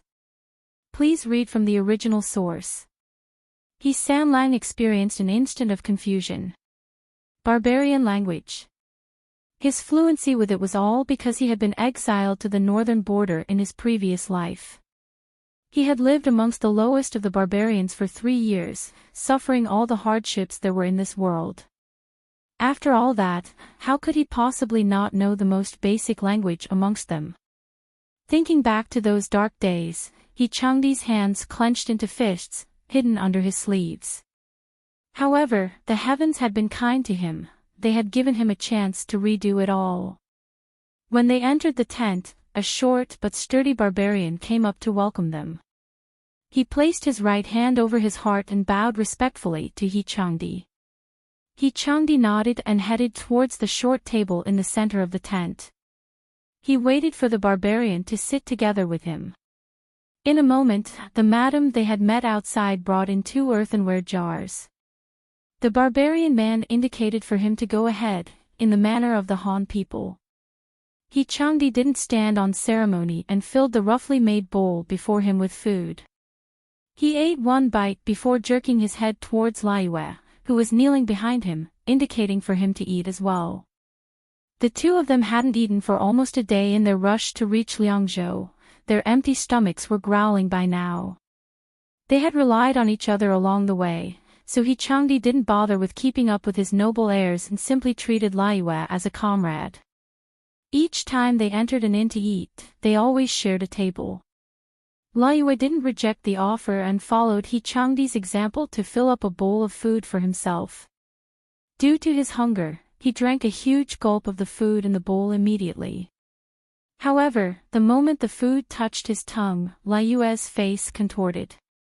He secretly glanced at his master, only to see that Changdi's expression hadn't changed at all, and that he was eating the food in the bowl with small bites. It was only because of that Liyue managed to swallow the mouthful he had taken. Looking down at the black, strange substance in his bowl, Liyue completely lost the courage to take another bite. What was this made of? It was harder to swallow than the steamed buns they had on the way here. The barbarians couldn't possibly be eating only this every day, could they? After a while, San Lang had already elegantly polished off all the food in his bowl. He looked calmly at his manservant. Finish it all. There's nothing else to eat here. You'll go hungry otherwise. Liyue looked at his master's empty bowl. With no choice, he faced his own bowl and valiantly did battle with the food in it, not daring to taste it at all. That food was the northern border's specialty, Chinese olive porridge. Although the taste wasn't very good, it was the main source of food for the barbarians living here. In Changdi's past life, even this terrible porridge was hard to come by. He could only have it once a month, thanks to a barbarian woman who pitied him and secretly brought him some every month. Upon tasting this flavor again, Changdi had initially thought that he might reminisce about his past, or even like the taste of it this time. However, he didn't feel anything special at all upon tasting it. He stared at the steam rising from the earthenware jars, going into a daze. The Chinese olive porridge on the table slowly changed into steaming hot scallion pancakes and wontons. His companion at the table changed into a lovely, innocent young woman, who would stare at him huffily from time to time. The look in her eyes was accusing him of being a big eater who had snatched away the food she had carefully made. The taste of those delicious wontons and crispy scallion pancakes seemed to slowly cover up the flavor of that Chinese olive porridge, causing him to forget what he was actually eating. San Lang suddenly pinched his own palm fiercely. His eyes froze over into pools of black jade. Damn it! Was he cursed or what? Why was he thinking of that wicked woman again? He replayed the tragedies that he had faced in his past life in his mind, reminding himself that all the hardship he had gone through was caused by that woman and that woman alone. He slowly shut his eyes. When he opened them again, they were back to his usual clear gaze. Liu set down his bowl with all sorts of emotions on his face, and turned towards his young master with a pitiful look. The barbarian man was sitting across from him. He found Liu's expressions amusing, so he openly burst out into peals of laughter, before ordering the woman to clear the table and serve some fermented milk. Liu was more careful with what he ate this time. He picked up the fermented milk before him and sipped a tiny mouthful. Although it couldn't be compared to the capital's cheapest yellow rice wine, it was heavenly compared to that Chinese olive porridge. The barbarian man smiled again upon seeing Liu's change of expressions. He turned to Changdi to speak. Liu couldn't understand anything, but he did see the barbarian man pause in his words to pull out a small pouch, handing it over to his young master with both hands. Sanlang opened up the small pouch and took out the 2 letters inside. Following that, he glanced at the remaining things in the pouch and balled it up before he stuffed it into the sack he carried with him at all times. When Liu noticed the seal on the back of the letters, his expression turned more serious. Those 2 letters had been sent along Prince Jin's connections. Changdi first opened the letter from Prince Jin and skimmed through it. No change in emotions could be discerned from his face. Next, he opened the other letter. The handwriting in this letter wasn't as bold as the previous one, but was more neat and orderly. This had been written by senior servant Zhong. There were 5 pages in total, minuscule words covering every blank space on the letter. They reported every single thing that Chu Lian had done in the 2 weeks he had been away from the Jingyan estate, big or small. Sanlang's face noticeably cooled as he read the letter. At the same time, a trace of doubt surfaced in his eyes, unseen by the rest. Changdi continued reading. When he reached certain parts, his mouth couldn't help but twitch in response. TL note, I couldn't find pictures of the Chinese olive porridge that they're eating, but since it's supposed to look terrible, maybe like this. Poison cooking, just kidding, here's a picture of the Chinese olives instead XD Chinese olives.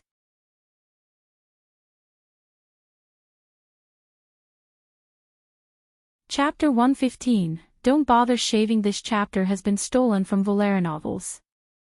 Please read from the original source. Senior servant Zhong's letter was written as if she were talking, devoid of any flowery language. As he read, Sanlang could clearly feel senior servant Zhong's joy and gratitude. This was what was written in the letter. This old servant didn't know about third young madam's great culinary skills. The meals in Songtao court are different every time. Third young madam understands and sympathizes with us lowly servants, so this old servant was also blessed with the chance to taste her delicious food. With this old servant's age and old teeth, it was the shredded chicken noodles that suited my tastes the most. No, there were also the silver floss flour rolls. The poria mushroom buns were good, too. After living for so long, it was the first time this old servant experienced such appetite. This old servant has to be frank, the hour that this old servant looks forward to the most is mealtime. There was still a huge paragraph at the end. Perhaps it was because senior servant Zhong couldn't stop writing once she started talking about third young madam's cooking.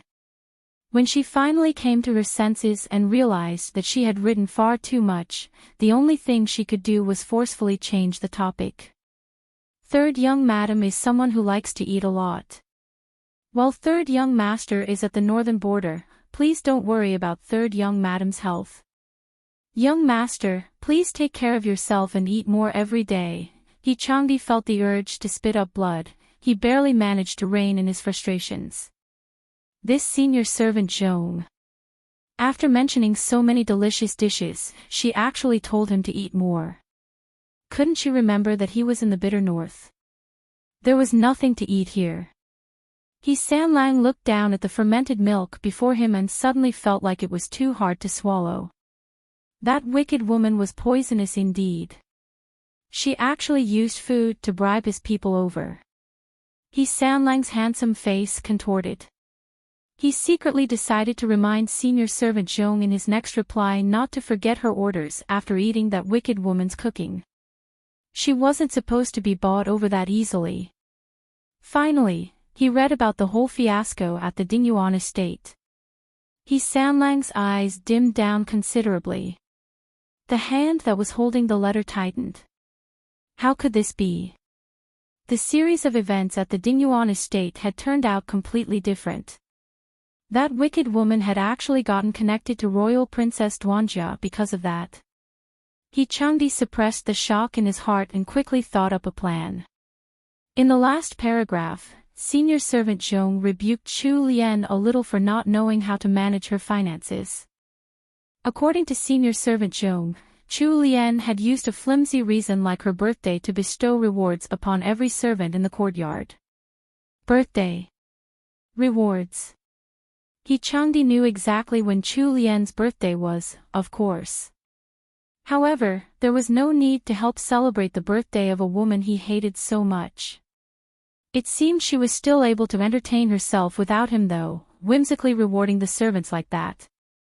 When he read in senior servant Zhong's letter that she herself had gotten a pair of golden earrings and a golden ring, Changdi snorted coldly.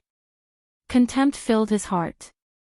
Did she think that a small gift like that would be able to win the loyalty of the servants he ordered to watch her? Dream on. Sanlang didn't know why he was getting so angry. Wasn't his hatred bone deep already? He should be accustomed to her wicked schemes by now. In this life, he wanted to be a strong lion, hiding and biding his time with all the cards in his hand. But in reality, he had never been able to hold back his anger. Time and time again, he impulsively leaped straight into a blinding rage, and it was all thanks to that wicked woman. It was as if his self-restraint disappeared and he lost his temper the moment he noticed that she did anything differently from his previous life. He knew about the pitiful state of Chu Lian's dowry immediately after she married into the Jing'an estate. In his past life, he had helped by adding to it. In this life, he wanted to see her suffer. Didn't she like rewarding the servants to feed her own ego? In that case, he would eagerly wait for the day she spent all of her family fortune. Off to the side, Liyue had been carefully watching his master's expression. His curiosity was eating him alive. He wanted to know what was going on with his young master, or why his expression was changing so much during the course of reading one single letter. From clear rage to savage vindictiveness, and then a cold sneer. Liyue shrunk back into himself. Despite the day's blazing weather, he felt chills roll down his spine. As if he knew what Changdi was going to do, the barbarian man stood up and personally fetched a brush and paper. Changdi sent a look towards the two people next to him, and they moved to stand off to one side. When Changdi was done with his reply, he sealed it in an envelope and passed it to the barbarian man. The barbarian man nodded and carefully slid the envelope into his clothes. Changdi and Liyue rested for a while longer inside the tent. Eventually, the woman who had left earlier returned with the young teen looking after the horses. He was carrying a giant wooden tub as he came in. The teenager walked in and out of the tent, carrying buckets of hot water and filling up the wooden tub. Liyue finally realized that this was probably meant for the young master to bathe. When everything was done, only Liyue remained in the tent to serve his master. Changdi soaked in the bathtub, letting out a comfortable sigh. His long arms were placed on the sides of the tub, showing off his growing muscles. He didn't look too slender in his clothes either. Liyue used a cloth to wipe his master's back. When he was done washing his master's hair, Liyue noticed the stubble on his face. He took out a razor he always carried with him, and was about to help his young master shave it off. Changdi noticed his movements and pushed him away. There's no need to shave my stubble. Leave it like this. Ah. Liyue froze up a little. The standards of beauty in the Great Wu dynasty were similar to that of the Wei and Jin dynasties. Men with fair skin would have plenty of admirers. Thus, in the brothels, the male prostitutes would add powder onto their faces to make themselves more fair. This happened not only in the brothels, but even some noble sons would apply powder before heading out to meet their friends. Some would even wear flowers in their hair. The young nobles didn't much like leaving a beard either. It was because of this aesthetic that Xiao Bojian could attract so many admirers with his feminine looks. While he Sanlang didn't imitate those other men by adding flowers to his hair, he would always keep a clean appearance. He was born handsome, without appearing too feminine. His heroic and manly appearance, coupled with his slightly cool, arrogant aura made him appear haughty, but in an elegant manner rather than an outrageous one. It was enough to make the hearts of his admirers beat wildly. However, that once handsome face was now half covered with black stubble. There was nothing good-looking about it now. Due to He Changdi's volatile emotions today, Liyue didn't dare disobey his order and did not shave his stubble. He could only put the razor away. TL note: and you guys were hating on senior servant Zhong a few chapters back. Courtesy of Chu Lian's ardent food fan, SSC, we have an overload of food pics today: dry shredded chicken noodles, silver floss flour rolls, rose-shaped flour rolls, poria mushroom buns. Poria is a Chinese herb that's commonly used in traditional Chinese medicine. It's supposedly sweet and mild in flavor. Oh, the flour rolls are basically a fancy-looking type of mantou, or plain steamed bun. I found a recipe for them here, http://hunger. Blogspot. SG/2011/07/flour buns. HTML post pics in the comments if you try it out. 3.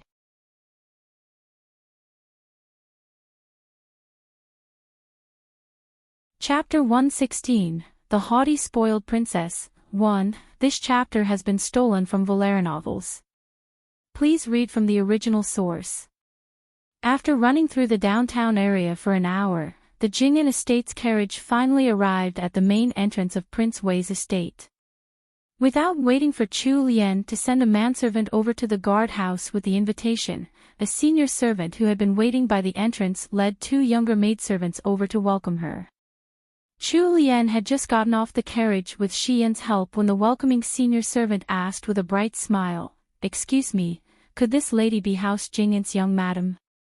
Wenlan bobbed in greeting to the senior servant in front of her and replied, "It is." "Third young madam, we've been waiting for you. Our royal princess sent this old servant to wait by the entrance much earlier. Please, come in with us."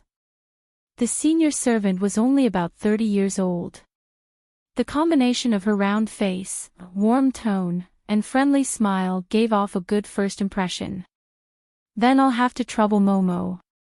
When Chu Lian entered Prince Wei's estate, the senior servant had even prepared a sedan for her. With 2 menial servants hoisting it, they reached Royal Princess Duanjia's courtyard in 8 minutes. Prince Wei's estate was much more imposing than the Jing'an estate. There were decorative mountains, pavilions, covered corridors, and drawing rooms all over the place. Everywhere she looked, there would be beautiful scenery awaiting her eyes. No wonder Prince Wei's estate was considered the first amongst the top 3 estates in the capital. Chu Lian looked at everything with wide, clear eyes. She openly admired her surroundings. Although this behavior couldn't be considered dignified or elegant, her innocent and honest expressions made it hard to have a bad impression of her. At least, it was much better compared to the ladies who would feign a reserved manner despite their curiosity, while their eyes were full of jealousy and envy. Chu Lian sat on the sedan admiring the scenery in Prince Wei's estate. She felt that this garden wouldn't lose one bit to the humble administrator's garden in the modern world. When she noticed a pavilion as tall as a decorative mountain in the distance, Chu Lian looked it over for a while longer out of curiosity. The senior servant following next to Chu Lian kindly provided an explanation for Chu Lian. "Third young madam, that pavilion is called Bulliu Pavilion. The signboard above it is a valuable piece of calligraphy, reportedly written by a great scholar from the previous dynasty, Chu Bulliu. That pavilion is a great place to cool off on a hot day like today. When the wind blows, it's very refreshing." Chu Lian nodded and smiled.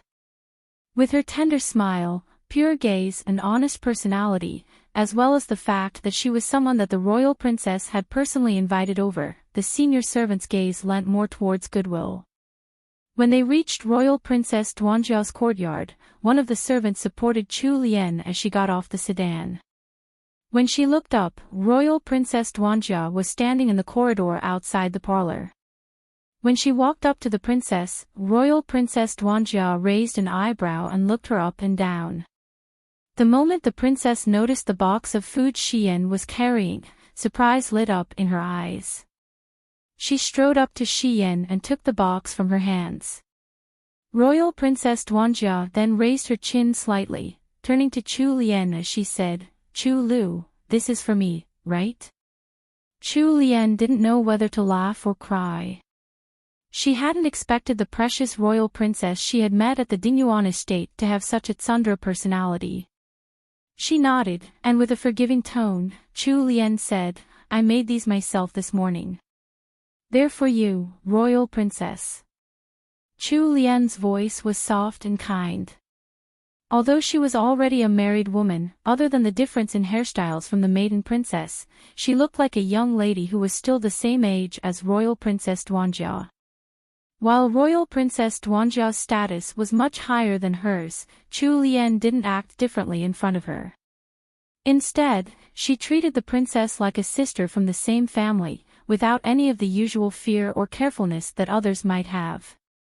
This raised her evaluation in Royal Princess Duanjia's eyes. Without waiting for Chu Lian's greeting bow, Royal Princess Duanjia took her hand and led her to the parlor. After the two of them were seated, Royal Princess Duanjia ordered her handmaid to serve the confections that Chu Lian had brought. When the confections were brought out in two little porcelain dishes, Royal Princess Duanjia stared at them in a daze. There were 6 pieces of confections sitting on one of the exquisite blue porcelain dishes, and there were 2 pieces of every color, milky yellow, light green, and light red. The flat confections had somehow been made into cutely shaped cat heads. Every cat had a different expression, provoking amusement in the onlookers. Chu Lian smiled a little as she watched Royal Princess Duanjia gape in surprise.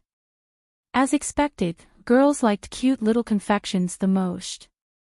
She had made a set of cookies.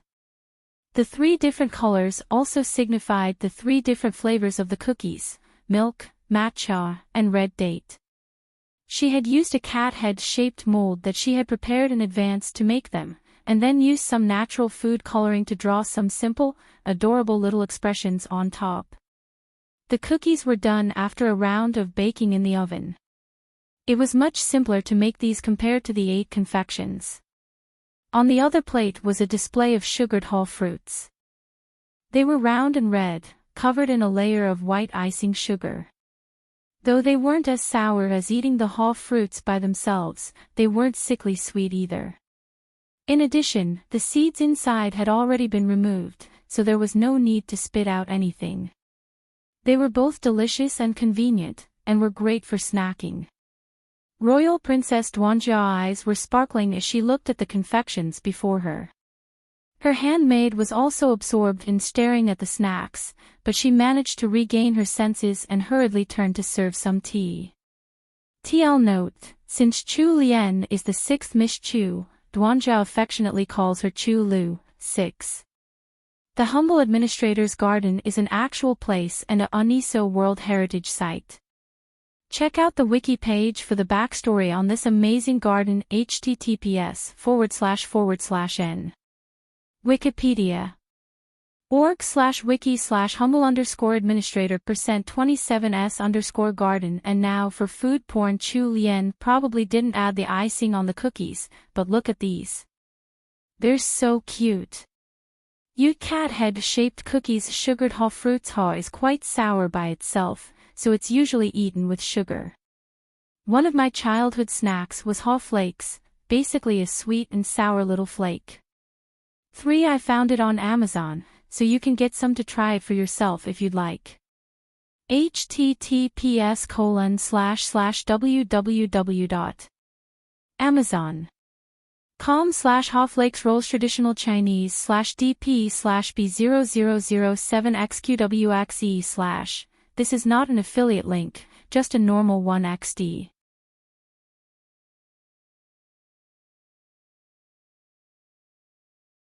Chapter 117, The Haughty Spoiled Princess, 2. When Chu Lien saw that the maid was about to serve this world's terrible sincha, she grimaced. She quickly stopped the maid and said, "Princess, this dessert doesn't go along with sincha, it'll spoil the taste." Hearing that, the princess lost her usual noble bearing as she rolled her eyes at Chu Lien. "Chu Lu, you're just saying that because you don't like to drink sincha, right?" From the shine of Chu Lien's eyes, she could see that she was just trying to make up an excuse. The corner of Chu Lien's mouth twitched speechlessly. This princess was way too clever. Princess Duanjia's personal maidservant laughed in response. "Third, young madam, please be at ease. Our princess doesn't like sincha either. This servant will be pouring honey water, not sincha." Chu Lien sheepishly chuckled. How awkward. Princess Duanjia picked up a match-flavored cookie and asked curiously, "Chu Lu, can you tell me how you made this cookie?" Inwardly, Princess Duanjia was thinking to herself, Chu Lu must have come up with the name herself. It's so weird, and so inelegant. All she knows how to do is eat. Chu Lien was quite surprised. In the past few days, she had made quite a number of delicacies which exceeded the current standards of the Great Wu dynasty. Although every dish she made had received tremendous praise, since the people here guarded their secret recipes even more preciously than their own lives, no one had ever straight out asked her for the recipe. That is, until she met Princess Duanjia.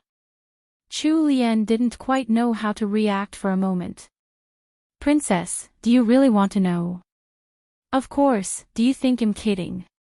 Princess Duanjia rolled her eyes at her again. Chu Lien's eyes were wide open by now, and her thick eyelashes trembled as she blinked.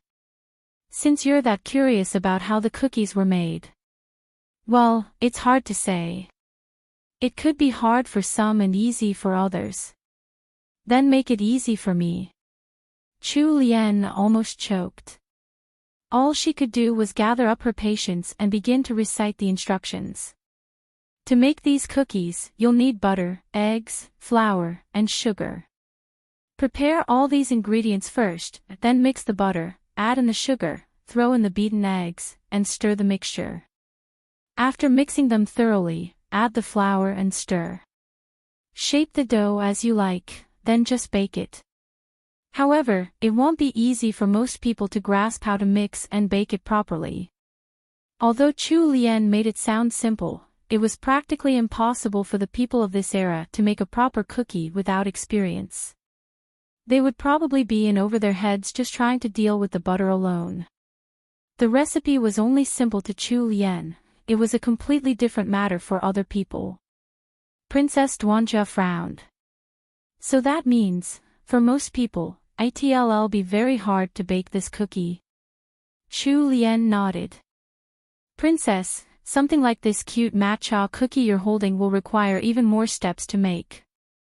If you want to try making some, you could learn how to make a simple cookie first, without making any special shapes." "No way. I want to make one shaped like a cat's head, and it has to be match-flavored." "Aw." Chu Lien's suffering showed a little in her expression, but without waiting for her to gather her thoughts, Princess Duanjia spoke again. "Bring more cookies the next time you come over." Remember, they must be shaped like cat heads, and they have to be as cute as this one. I won't let you go if they're not cute. A little embarrassed by her own words, Princess Duanja pouted. Her awkward expression was rather endearing. Once again, Chu Lian replied with a stupefied, "Aw." After some thought, she realized that she had been invited by the princess again. She suddenly thought that Princess Duanjia's awkward expression was actually pretty adorable. Chu Lian smiled, "All right, I'll bring some other flavors next time." Princess Duanjia's eyes lit up, but she immediately followed it up with a pout. "Who wants you to come? I just want to eat more of these cute cat-shaped snacks." TL note, in case anyone missed my edit last chapter. Chu Lian is the sixth Miss Chu, so Duanja affectionately calls her Chu Lu, 6.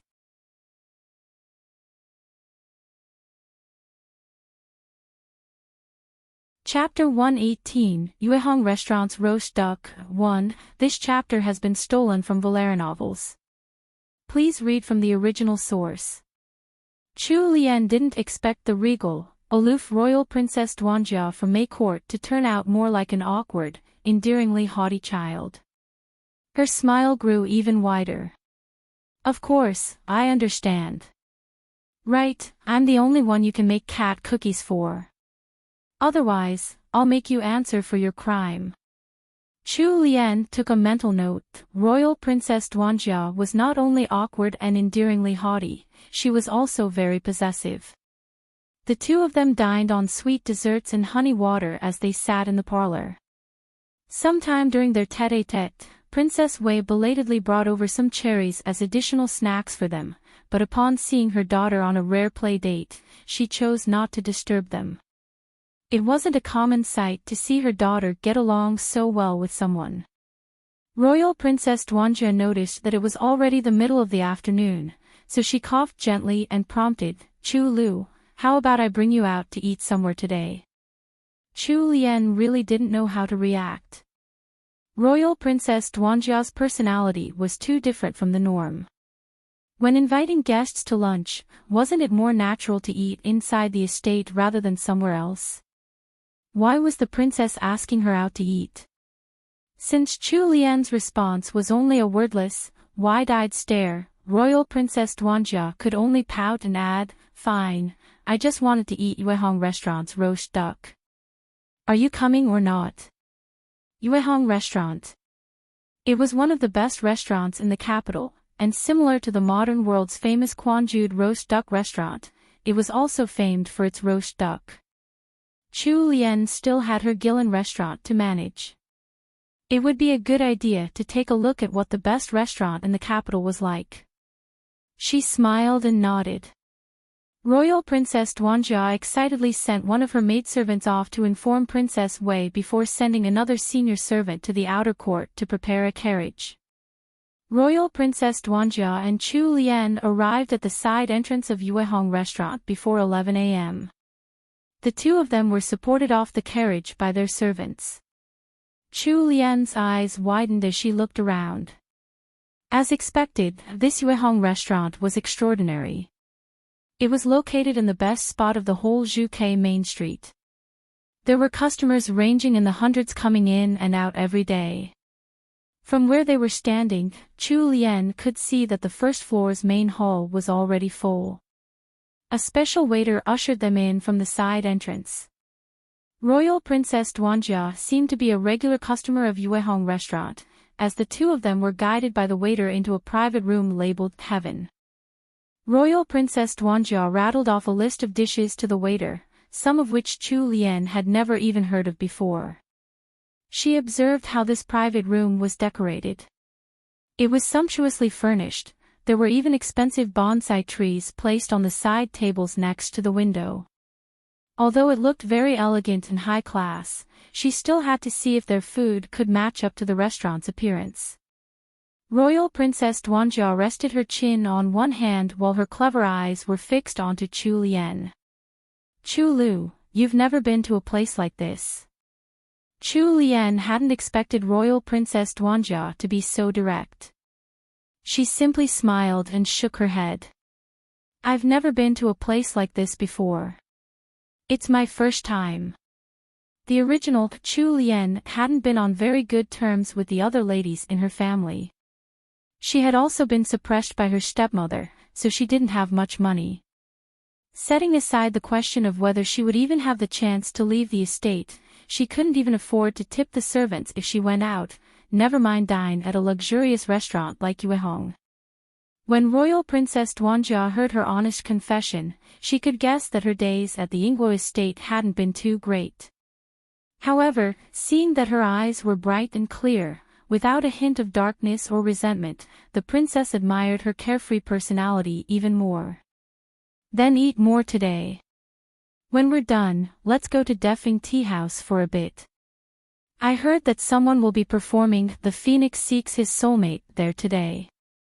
It was rare for her to find someone she could get along with to go out and play. Chu Lien wasn't too bothered about things like differences in social status either.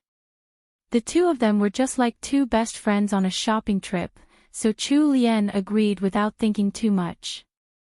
When all the dishes were served, the hopeful Chu Lien couldn't hold back the twitch at the corners of her mouth. There were over 10 signature dishes on the table, but only the roast duck looked passable. The rest of the dishes were about the same as what she had in the Jing'an estate. On the other hand, Royal Princess Duanjia's eyes were alight as she took in this poor spread. Her handmaid had already started placing pieces of roast duck in Royal Princess Duanjia's personal dish, as well as Chu Lien's. There were 2 other small dishes placed in front of them. One of them was filled with a dark soy sauce, while fine salt crystals were piled on top of the other. Royal Princess Duanjia pointed at the 2 white dishes and said, "Chu Lu, you have to dip the roast duck into the dark soy sauce and the fine salt. It's delicious. Try it out." As she finished speaking, she quickly picked up a piece of roast duck on her plate, dipped it into the sauce, and then stuffed it right into her mouth. Royal Princess Duanjia closed her eyes as she savored it. Upon finishing that one single piece, she smacked her lips like she was recording the flavor into her memory. Then she turned her expectant eyes towards Chu Lien. TL note, I love roast duck peking roast duck roast duck.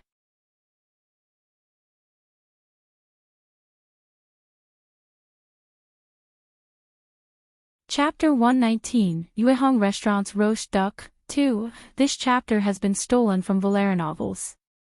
Please read from the original source. Faced with that waiting gaze, Chu Lien could only follow Royal Princess Duanjia's instructions, dipping the duck into the sauce, and then putting it into her mouth. Chu Lien.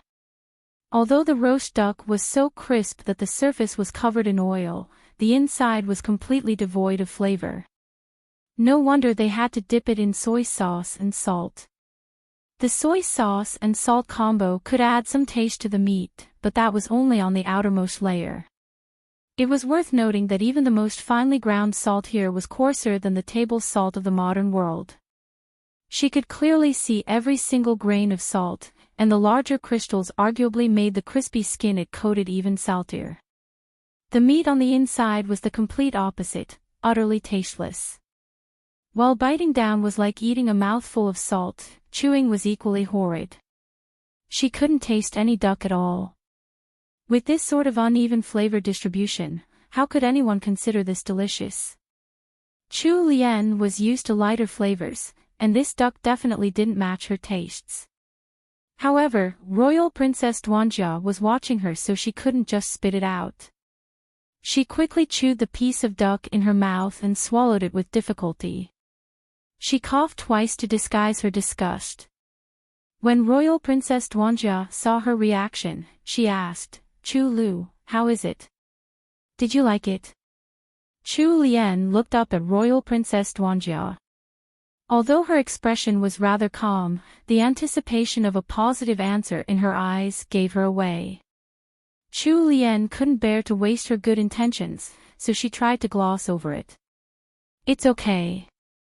Upon receiving an answer she hadn't expected, Royal Princess Duanjia frowned. Is it tasty or not?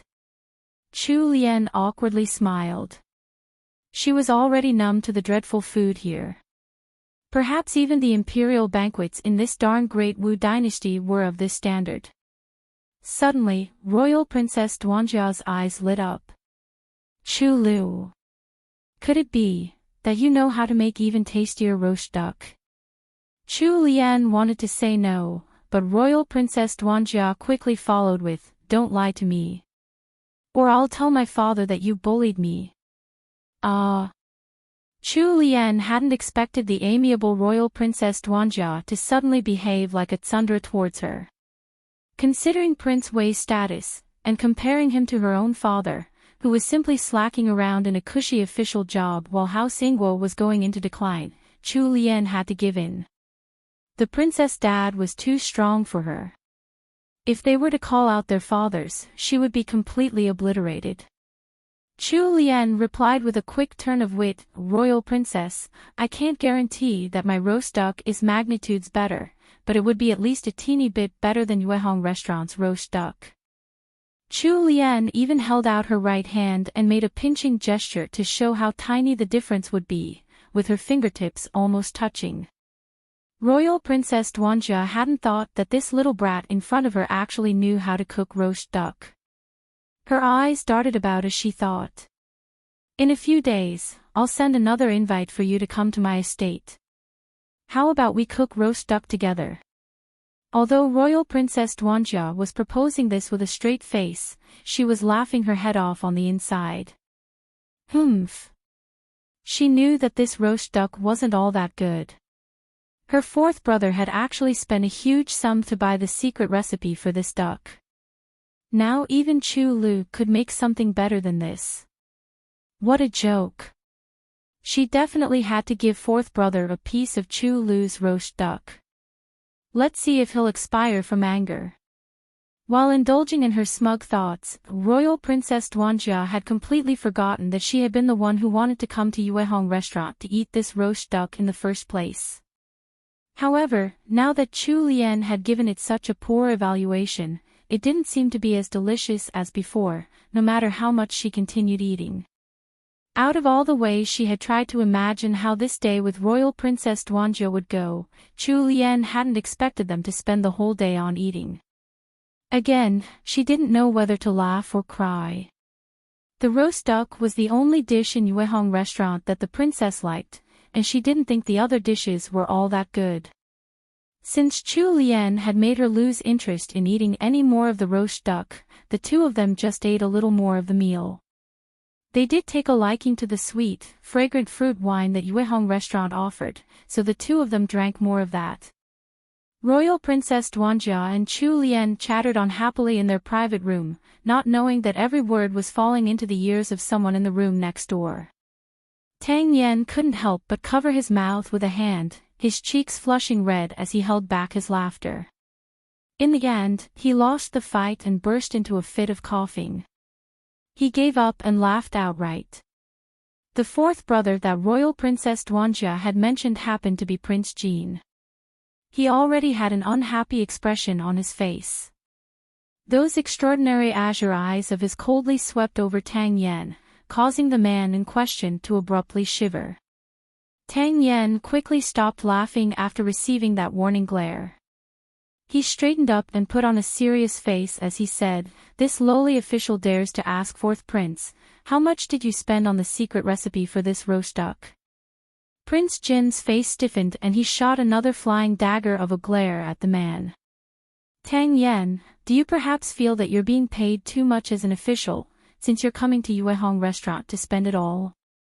Having some intelligence about him, Tang Yan immediately shut up. However, just like Royal Princess Duanjia, he didn't feel much like eating the crispy roast duck before him now. He lamented, this lowly official wonders how skilled the princess friend is at cooking roast duck. This lowly official would like to try some. Prince Jean generously bestowed another cold glare upon him. "Have you gotten addicted to testing your courage?" Tang Yan awkwardly coughed before turning the conversation back to their original topic. "Your Highness, He San Lang has already reached Liangzhou. These are the letters that he sent. Tang Yen was one of Prince Jin's subordinate officials, as well as one of his trusted advisors. Prince Jin took the stack of letters from Tang Yen, only reading the letter that He Changdi had written to him. The other 2 letters meant for House Jing'an were kept to one side. He would send someone to the Jing'an estate with them when he reached home. Send a team of men and horses over to Changdi. They are to be at his disposal. Tang Yen nodded. When the 2 of them were almost done with their business, Prince Jin heard the ladies next door preparing to leave for Defing Tea House for the show. Remembering He Changdi's words in the letter just now, asking him to take special care of Chu Lian, Prince Jin and Tang Yen also stood up to move to Defing Tea House in secret. Actually, while writing the words special care, He Changdi had been gritting his teeth in anger. His brush had been trembling while writing out the words, and he had almost fainted from the force of his rage. Who could know if Prince Jin could sense the conflict and anger in his heart? TL note, the author literally used tsundra, and there's no other translation for it. Don't kill me XD. Also, the wiki page for those who need an explanation https://n. Wikipedia. org/wiki/tsundra.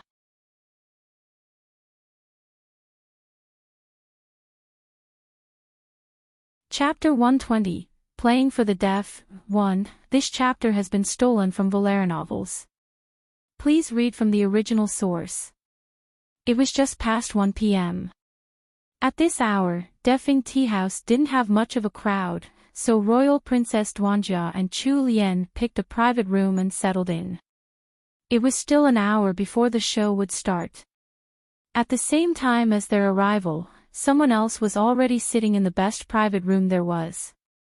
High on the 2nd floor, the room had a good view of everything happening in the tea house. As he scanned the area, Xiao Bojian's eyes lit up. His deep gaze settled upon the sole person he was waiting for. She had come. Lianer had come. Xiao Bojian tightly gripped his teacup, barely restraining his excitement. The liquid in the cup trembled with his shaking hands. In his agitated state, Xiao Bojian only managed to drink half a sip of tea. Xiao Bojian turned his gaze to the young girl accompanying Chu Lian. They were about the same height, but there was no mistaking her identity. Upon recognizing her, the smile he hadn't been able to hold back dampened. His narrowed eyes lowered even further. He didn't understand why Royal Princess Duanjia was out with Chu Lian. They even looked like they were close friends, talking and laughing together. Somewhere else in Defing Tea House, Prince Jin and Tang Yen had already chosen the private room next to Royal Princess Duanjia and Chu Lian's. They were able to settle down without being seen, thanks to their guards. Suddenly, one appeared out of the shadows in Xiao Bojian's private room, respectfully asking, "Master, what are your orders?" Xiao Bojian shot a look in the direction of Chu Lian's private room. Then, he turned to one and whispering something into his ear. One received his orders and left. Within Chu Lian's private room, Royal Princess Duanjia was holding her teacup in her hands, slowly sipping her honey water mouthful by mouthful, bored out of her mind. She looked up at the woman sitting opposite her and her excitement grew. For some reason, she could get along very well with Chu Lu. Thinking back to the professional tea brewer they had chased out of the room earlier, Royal Princess Duanjia's lips pressed into a smile. "Hey, Chu Lu, why don't you like to drink sencha? The taste is too complicated, I don't like it." Most people liked sencha in this time, especially the process of brewing sencha. They liked to treat it like an art form, adding all kinds of spices, classifying the various types of tea and determining their different flavors, as if it was something sophisticated. However, Chu Lian had just deemed the entire process too complicated, like it was silly to fuss over something as small as brewing a cup of sencha. How interesting! Royal Princess Duanjia seemed to think that Chu Lian disliked things because she knew of something better. "Chu Lu, what kind of tea is even tastier than sencha?" Since Royal Princess Duanjia had asked so eagerly, Chu Lian quickly replied without thinking, Mingqian Ti and Yuqian. Even before she had finished speaking, Chu Lian knew she had messed up. She quickly stopped talking. The Great Wu dynasty didn't have any proper green tea at all, let alone the high-grade types of mountain-grown tea like Mingqian tea and Yuqian tea. Hadn't she just put her foot into her own mouth? Chu Lian regretted her words so much. When Royal Princess Duanjia saw that she had stopped speaking halfway, she immediately kept asking. Hey, Chu Lu, you can't just stop like that. What's that Mingqian tea you were talking about? Explain it to me now. Chu Lian had a conflicted expression on her face. How was she supposed to explain it? The Great Wu dynasty didn't even have a proper tea plantation.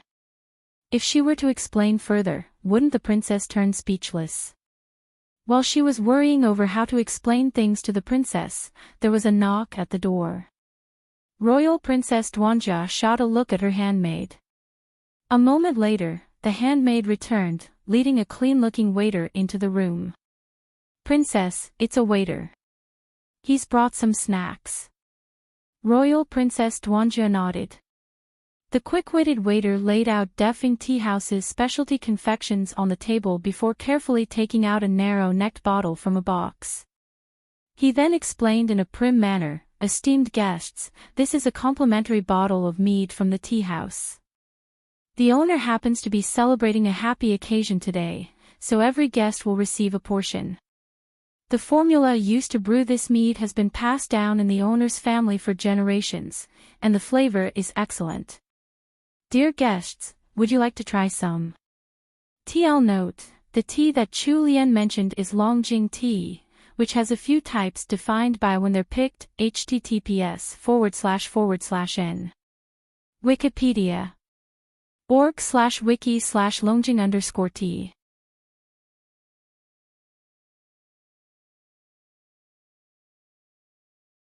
Chapter 121, Playing for the Deaf, 2. This chapter has been stolen from LoveLore novels. Please read from the original source. Royal Princess Duanjia liked to try new things, but Chu Lian wasn't too interested. However, seeing the curiosity on Royal Princess Duanjia's face, she accompanied her in having a cup. Royal Princess Duanjia nodded. Her handmaid then took a cup of mead and tasted it. After making sure there was nothing wrong with it, she signaled for the waiter to pour more for the two ladies. Chu Lian took a small sip. The mead was sweet and mellow, and even had a hint of grape flavor. She hadn't expected the taste of it to be just like the waiter had described, excellent. The taste of alcohol was light, so it was perfectly suited for women. It didn't lose out to Yuehong Restaurant's fruit wine at all. When the waiter left the room, Royal Princess Duanjia drank a few more mouthfuls of the mead. Honey water was a little too mild to suit her tastes. Conversely, this mead was just right to her liking. The two of them began to discuss the songs that were performed in Defing Tea House daily. Just as Royal Princess Duanjia mentioned that the song for today, The Phoenix Seeks His Soulmate, was only performed once a month, a light tinkling could be heard from the main hall. Then, the music began to play. Royal Princess Duanjia ordered her handmaid to open the windows and let down the curtains. From the gaps in the curtains, they looked towards the main hall and saw that the performance had indeed started. Royal Princess Duanjia found it strange and asked, "It's not supposed to be time yet, so why has the performance already started?" Chu Lian had never come to this tea house before, and could only shake her head in confusion. She had no temperament for music at all. The best she could do was tell if the song was nice. If she had to point out why it was nice, she probably wouldn't be able to give an answer, regardless of whether she listened to the song once, twice, or even 10 times. As for tunes or notes, just forget it. Chu Lian took a sip of mead and acted like she understood. In actuality, who cared if it was the phoenix seeking its mate or the mate seeking its phoenix? It didn't matter to her if the performance time was moved forward, nor did it even occur to her that the song could have a hidden meaning. It was the handmaid by Royal Princess Duanjia's side who gasped in shock.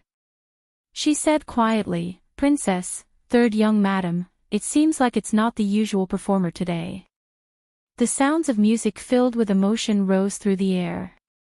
The notes were struck precisely. Just by listening, anyone could tell that the player was extremely skilled at the guqin. Royal Princess Duanjia laughed. A song only played once a month couldn't possibly be performed by the usual musician. Wouldn't they play it all the time if they could? I'm afraid it must be some lovelorn idiot borrowing this chance to confess his love. Royal Princess Duanjia hit the nail on the head. It wasn't the first or second time that someone had used "The Phoenix Seeks His Soulmate" to confess at Defing Tea House. Everyone knew that it was extremely flattering for a lady if she got a confession from a gentleman at Defing Tea House. Chu Lian looked up, her eyes shining. Who could have imagined that a simple song could have such an interesting story behind it? How fun! Women were the same in any time. Once they smelled gossip, their eyes would light up and they would become restless for it. Chu Lian excitedly began to discuss all the old gossip in Defing Tea House with Royal Princess Duanjia. She was completely oblivious to the fact that the receiver of this emotional confession was herself. Xiao Bojian sat before the guqin, making sweet music with his fingertips, carrying his own emotions, hating that he couldn't show his every lingering thought and emotion to that lady. While imagining how touched and infatuated Chu Lian must be, a determined smile gathered on Xiao Bojian's lips. His long fingers elegantly stroked the strings of the guqin. He had assumed that Lianer wouldn't come to their meeting today, so he hadn't had much hope. But who could have expected that she had actually come? In the moment that he saw her, his heart had swelled with indescribable feelings. There was only one thought in his mind: Chu Lian still had feelings for him. Although he couldn't confess his love face to face, by borrowing the power of music, he could let her know of the restlessness in his heart and his longing for her. TL note: The Phoenix Seeks His Soulmate, or Feng Qiu Huang, is an actual song, and a pretty famous one at that. I found a cool performance of it, but without any subtitles. The guqin is a 7-stringed instrument, similar to the zither. https://en. Wikipedia. org/wiki/guqin.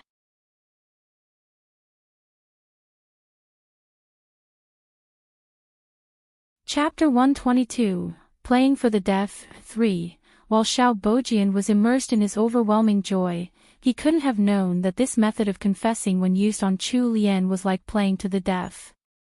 She hadn't even known that a song like "The Phoenix Seeks His Soulmate" existed until today, so how could she know what the song was trying to express? In the private room next door, Prince Jin and Tang Yan had looks of understanding on their faces. Prince Jin waved over one of his personal guards and instructed, "Go and find out the identity of the player." His azure eyes narrowed together, and his gaze landed on the wall as if it could pierce through and observe the two ladies next door. Which one of them was meant to be the recipient of this love song? It was just past 1 p.m. There weren't many young ladies in Defing Tea House right now. The only ones who had just arrived were House Jingan's third young madam and Royal Princess Duanjia. After the song was done, Xiao Bojian wrapped up in style and switched with the tea house's usual player. The guard one took this opportunity to return and quietly report to his master that he had successfully carried out his orders. The corners of Xiao Bojian's lips curled up and he nodded. He stood up quickly, striding out to a room where he wouldn't be noticed. Under his wide sleeves, he held tightly onto a plain brocade box. As the music slowly faded, Royal Princess Duanjia nodded a few times. She couldn't help but praise the player. Setting aside the player's looks, there's nothing to criticize about his skills on the guqin. Anyone who can play the guqin to this extent can't possibly be someone unaccomplished. This humble listener has been blessed. Chu Lian couldn't understand her words at all. She could only tell that the song had been played well. However, to someone from the modern world who had heard all sorts of music and even gone to concerts, these ancient Guqin songs weren't much. This was the problem of having too wide a worldview. It couldn't be helped. Royal Princess Duanjia shot a glance at the slightly dazed-looking Chu Lian, who was drinking some mead. How could she be so unmoved after listening to such brilliant Guqin music? Curiosity welled up in the princess again as she asked, "Chu Lu, what do you think about that person's playing?" How could Chu Lian possibly be able to critique that player's music skills? She coughed and tried to go along with what Royal Princess Duanjia had said. It was not bad. Royal Princess Duanjia gaped a little. She had been deceived by Chu Lian's culinary skills before, so she thought that Chu Lian must have hidden her skills in other areas too. However, that wonderful playing had only earned a "not bad" from Chu Lian. The stubborn princess inwardly decided that she had to play a song for Chu Lian the next time they met. Chu Lian didn't know that her casual comment had inspired Royal Princess Duanjia to play for her. If she had known, she would have rather spoken the truth. Then she wouldn't have to suffer through Royal Princess Duanjia's playing day after day. The two of them were chatting casually when Royal Princess Duanjia suddenly frowned. Her expression contorted. Chu Lian sensed the change and suffered a fright. She quickly asked, "Royal Princess, are you okay? Does it hurt anywhere?" When questioned, Royal Princess Duanjia flushed red and hurriedly replied, "Chu Lu, wait here for me. I'm going to the ladies." Seeing Royal Princess Duanjia seemingly trying to hold back something with difficulty, Chu Lian nodded in quick succession and let her go. Once Royal Princess Duanjia left, only Chu Lian and Xian were left in the room, while Wenlan was standing guard outside. Wenlan was standing ramrod straight outside the room, but her expression suddenly changed. She hadn't had the time to react when a burst of pain struck the back of her neck and she lost consciousness in the next second, collapsing bonelessly against the wall.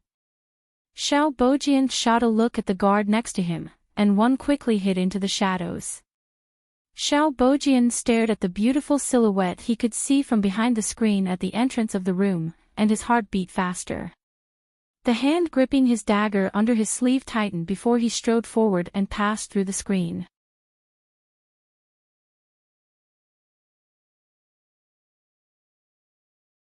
Chapter 123, Meeting 1. This chapter has been stolen from LoveLore novels. Please read from the original source. Chu Lian held up the cup of mead and took a small sip. Just like the swirling of the golden mead within the snow-white porcelain cup, Chu Lian's heart also slowly lost its calm. She had a faint inkling that what happened just now seemed a little strange. Why would Royal Princess Duanjia suddenly have a stomachache? They had clearly eaten the exact same foods. However, Royal Princess Duanjia's expression hadn't seemed fake. It felt like she had unknowingly landed in someone's net. The more she thought about it, the faster Chu Lian's heart beat. Her face suddenly turned pale. She turned to Xian, who was standing next to her, and was about to mention leaving a little early. However, the moment she turned around, her eyes met with the gaze of Xiao Bojian. Chu Lian's pupils abruptly shrunk and she was stunned for a moment.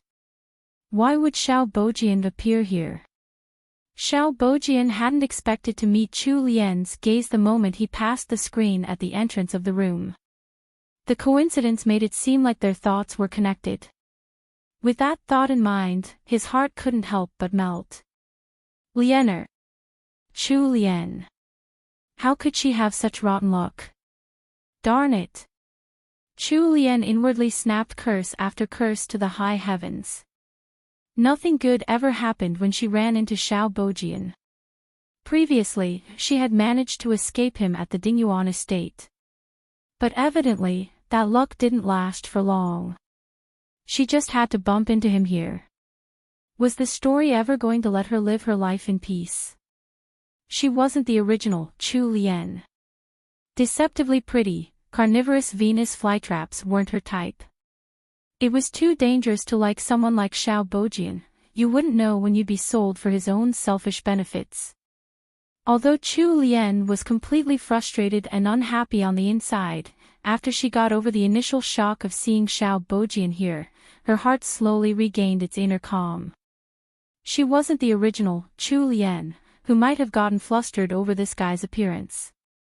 Judging from the situation, Royal Princess Duanjia's sudden departure must have had something to do with him.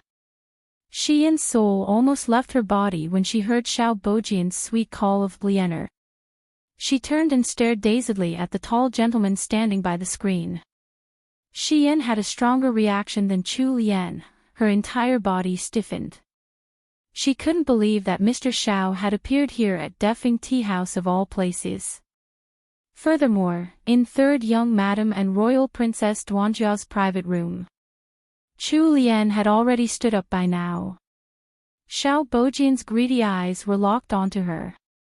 After so many days apart, he eagerly looked at his lover. She was dressed in a light yellow dress with a light blue outer layer embroidered with flowers. She carried a small green pouch at her waist, together with 1,000 blessings jade amulet. Her fingers looked long and slender. There was a jade green hairpin with gold inlays nestled in her hair, and a ruby headband on her forehead. The peach blossom pattern of the lining suited her complexion well. Xiao Bojian's eyes roamed greedily over her red lips, curved nose, almond-shaped eyes, and rounded cheeks. His fingers stroked the inside of his sleeve, as if he were touching the face of the person before him. Unfortunately, he was only looking at what Chu Lian was wearing, and didn't notice the guarded look in her wide, moist eyes. Chu Lian remained standing in silence as she waited for Xiao Bojian to speak. She wasn't trying to act calm. She knew clearly that she couldn't leave now, no matter how much she wanted to. With how tricky Xiao Bojian was, she highly doubted that he wouldn't have a backup plan.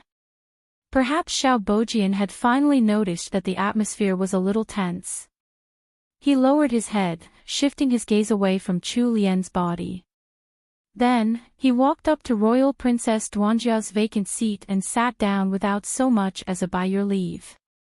He realized that Chu Lian was still standing a little stiffly.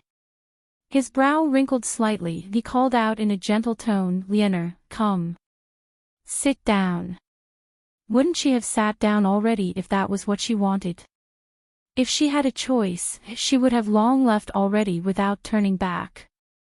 Though these were her true thoughts, Chu Lian still obediently sat down anyway. She lowered her gaze, hiding the emotions in her eyes that were surely different from what he would expect from Chu Lian. TL note, Chu Lian's dress looks kinda like this.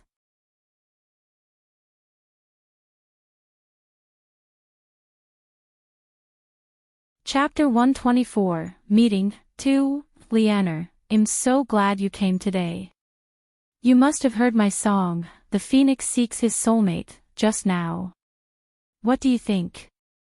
Xiao Bojian's tone was full of tenderness, and his eyes were soft with affection. However, his words stirred up a wave of emotion in the heart of the woman sitting opposite him. What was going on? Why? Why was Xiao Bojian talking as if the two of them had made plans to meet here at this tea house? She hadn't received any sort of communication from him though. Was Xiao Bojian pulling a bluff on her, or had something happened without her knowing? Also, he had been the one playing the song that almost put her to sleep. Bro, you played it well, but I don't even know how to appreciate music like that. Chu Lian wanted to cry. If she had known that something like this would happen, she wouldn't have agreed to go out with Royal Princess Duanjia. Chu Lian's head lowered even further. Her voice was as tiny as a mosquito's as she said, it was passable. Upon receiving an evaluation like this, Xiao Bojian's disappointment was clearly reflected in his eyes. However, he immediately put on a warm smile again and placed a small brocade box he had been carrying onto the table. Pushing it towards Chu Lian, he said, Lianer, it's your birthday today. This is a birthday present that I've prepared for you. Open it and see if you like it. Chu Lian shot a glance at the plain brocade box on the table. She tried her hardest to hold back the twitching of her face. What was going on here? Her legitimate husband didn't mention her birthday at all, and had probably completely forgotten about it. However, this outsider came all the way up to her just to give her a present. Chu Lian wanted to roll her eyes at the heavens. She took a deep breath and tried her best to let him down gently. Thank you for your kind thoughts, Mr. Xiao, but I can't accept this gift. Xiao Bojian's breathing slowed. There was a storm whirling in his eyes as he furrowed his brows. Lianer, Brother Xiao has spent a lot of effort to prepare this especially for you. Xiao Bojian stared tensely at the woman sitting across from him, with her head lowered. He couldn't read her expression at all. He fisted his hands under his wide sleeves, feeling his fingernails pierce into the skin of his palms. Lianer, why are you so afraid? Why haven't you looked at me yet? For the second time already, Chu Lian felt like crying. Who wanted to look at this darn pervert? If she could, she would have escaped already. The pressure of facing the book's original male lead, Xiao Bojian, was too much for her. It was much easier to face her crazy husband. Lianer, since you've come here today, aren't you implying that you still have me, your brother Xiao, in your heart? I know you were forced into these circumstances. Don't worry, leave it all to brother Xiao. Someday, brother Xiao will get you out of this. Near the end, Xiao Bojian's voice held a hint of ferocity. The way the vicious expression contorted his handsome features could send chills down anyone's spine. Xian had only caught a glimpse of it. She was so frightened that she ducked down and didn't dare to move again. Chu Lian wanted to knock herself out with a block of tofu. Her heart was full of frustration from her suffering. If she had known that this idiot would be here at Defing Tea House, she wouldn't have come here even if they beat her to death. Bro, don't be like this. Could you be a little more normal?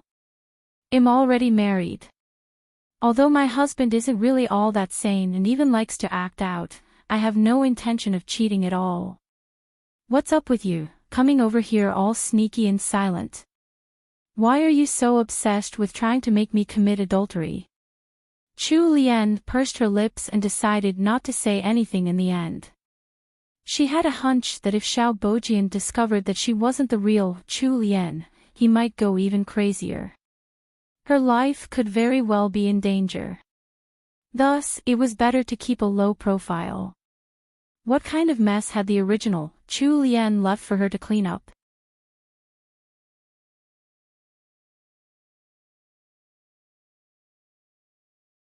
Chapter 125, Meeting 3. Xiao Bojian suppressed the sourness in his heart and forced his face into a gentle, kind expression.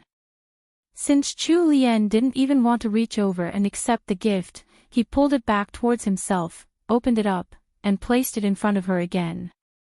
He put on his warmest, most persuasive tone of voice and said, Lianer, take a look. It's the golden hairpin with jade inlays that you were eyeing for so long back then. Do you like it? Chu Lian swept her gaze over it. The hairpin was covered in exquisitely engraved flower patterns. Both the hearts of the flowers and their petals were decorated in high-quality jade. On the head of the hairpin were 5 small sapphires glimmering in the light, forming the largest flower of them all. This accessory was indeed of high value, and it was certainly beautiful. No wonder the previous Chu Lian had wanted over it. Xiao Bojian's expression softened a little, perhaps due to sensing Chu Lian's admiration of his gift. Since his Lianer didn't want to speak, then he could be the one to fill the silence. He had to let Lianer understand the true depths of his sincerity. That damn He Changdi wasn't good enough for her. Lianer, it's brother Xiao who was wrong. I should have bought this hairpin for you earlier. After making you wait for so long, why don't you let brother Xiao put it on for you now? Chu Lian. She was already at her limit just trying to keep up her calm facade. What was this guy trying to do now? What the two of them didn't know was that their whole conversation had been heard by Prince Jean in the private room next door. Waves of emotion rippled across the calm lakes of Prince Jean's azure eyes. Xiao Bojian. He hadn't expected Miss Chu to be so daring. Prince Jean instantly felt gratified that he had chosen to follow Miss Chu here.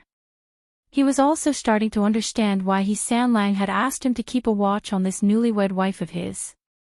His azure eyes glimmered and the corner of his mouth raised. All this was going to be even more fun now. Chu Lian hurriedly waved away the offer. For the sake of placating Xiao Bojian's anger, she could only say in a small voice, "There's no need for that. I'll just bring it back." After saying so, she picked up the plain brocade box from the table and passed it to Xian, who was waiting behind her. Seeing Chu Lian accept the gift, Xiao Bojian seemed to finally relax and stop trying to put it on for her. "Lianer, wait a little longer for Brother Xiao, won't you? Trust Brother Xiao. It won't take too long." Xiao Bojian stared at the tender, fair little hands that Chu Lian had placed on her knees. He had the urge to take them and cover them with his own large palms so that he could massage them. The more he thought about it, the more tempting it was. He unconsciously kneaded his palms with his fingers. Chu Lian had to resist the urge to glare back at him with all her might. Could this damned Xiao Bojian stop pushing his one-sided feelings on her? Had he ever considered her feelings in the matter? As expected, he was extremely hateful, and even more annoying than He Changdi. Xiao Bojian was about to continue speaking when a loud bang resounded from next door. Chu Lian suffered a fright. What followed was the clanging sound of a fight. Chu Lian's expression immediately turned serious as she looked at the wall separating her room from the one next door. Xiao Bojian sat up in his seat, clearly startled by the noise as well. He was more sensitive than Chu Lian. At that exact moment, a man dressed in gray came out from the shadows and walked up to Xiao Bojian. He whispered into Xiao Bojian's ears, seemingly reporting something. The furrow between Xiao Bojian's brows grew more pronounced. He reached out to grab Chu Lian, who was just a short distance away, but the man dressed in gray held him back. The man said, "Master, there's no time, we have to leave quickly. If those people discover us, the consequences will be dire." "But, Lianer, Miss Chu is not their target, she'll be fine. Come with me, quickly. If you don't leave now, all the years of preparation will be ruined in an instant."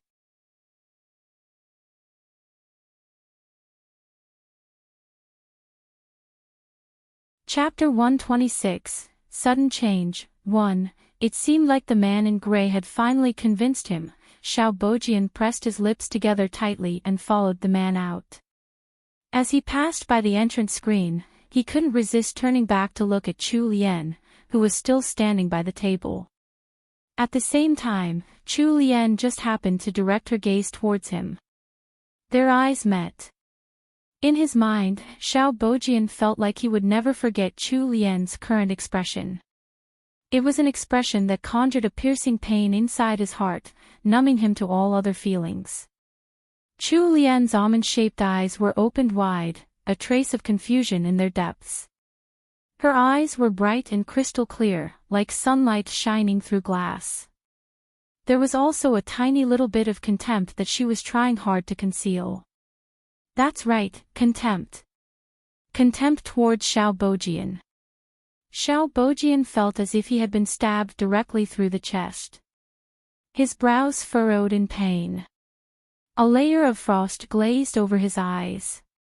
It froze even his strong, beating heart, turning it into a sculpture so fragile it would shatter at a single touch. He would have rather not understood that look in Chu Lian's eyes then. However, there was still the looming risk of pursuers urging him on. He gritted his teeth and mouthed something to her, then, in the span of a second, he left without turning back. "Lianer, I've disappointed you this time. Wait for me." I'll definitely make it up to you and give you the best in the whole world. Xiao Bojian disappeared just as quickly as he had appeared. When Xiao Bojian left, a bunch of thoughts ran through Chu Lian's mind. That smidge of contempt in her eyes had not been faked, she really looked down on him. She could surmise from the sudden appearance of Xiao Bojian's subordinate that something bad must have happened in Defing Tea House, something that would affect even the lives of bystanders. However, at such a dangerous time, Xiao Bojian had followed his subordinate and left all by himself, leaving his beloved Chu Lian behind in Defing Tea House. Ha! Someone who only cared for himself in the face of danger wasn't qualified to be spouting romantic words like that. Chu Lian suddenly pitied the original female lead. By falling in love with and following a man like that, the original female lead would have surely been backstabbed by him someday. After this whole event, Chu Lian felt even more disgusted by Xiao Bojian. She decided that she had to be more careful next time and avoid meeting such a terrifying man in the future. The most important thing right now was to protect herself. Chu Lian didn't want to be someone who could only helplessly await her fate. Luckily, the soul that resided in the original female lead's body was now Chu Lian. Otherwise, how would she have calmly considered all this? It would have been good enough if she didn't lose her wits over that man. Xiao Bojian didn't know that his shameless, lone escape had earned him the label of a self-centered rat, something that he would never be able to remove for the rest of his life. Chu Lian tugged at Xian, who had almost lost her soul from the tension just now. Xian, what are you blanking out for?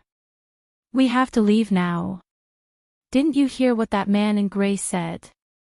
Xian was only a maidservant in the end. No matter how loyal she was, with everything that had just happened, her spirit had already been completely shattered since Xiao Bojian's mysterious appearance in the private room. After Chu Lian pulled her into motion, she became completely flustered. However, upon seeing how calm third young madam was, she seemed to have found her backbone. She watched Chu Lian closely and forcefully nodded. Chu Lian patted her arm and led her towards the exit. The fighting sounds from next door had become even louder, accompanied by the sounds of porcelain shattering on the floor. Since Chu Lian was in such a rush, the jade amulet she had at her waist got hooked onto the screen and fell to the carpet silently. Chu Lian and Xian didn't notice it at all. When she reached the door, she found the unconscious Wenlan. Chu Lian's expression turned solemn. No wonder Wenlan hadn't even warned her about Xiao Bojian's visit. She had already been taken care of. When Xian saw Wenlan collapsed against the wall, she almost shouted in fright. However, upon receiving Chu Lian's warning glare, she hurriedly covered her mouth and silenced herself.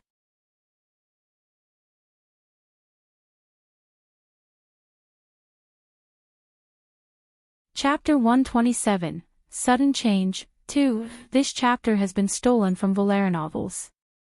Please read from the original source. Chu Lian and Xian were both women, and their strength was limited. There was no way they would be able to carry the unconscious Wenlan with them.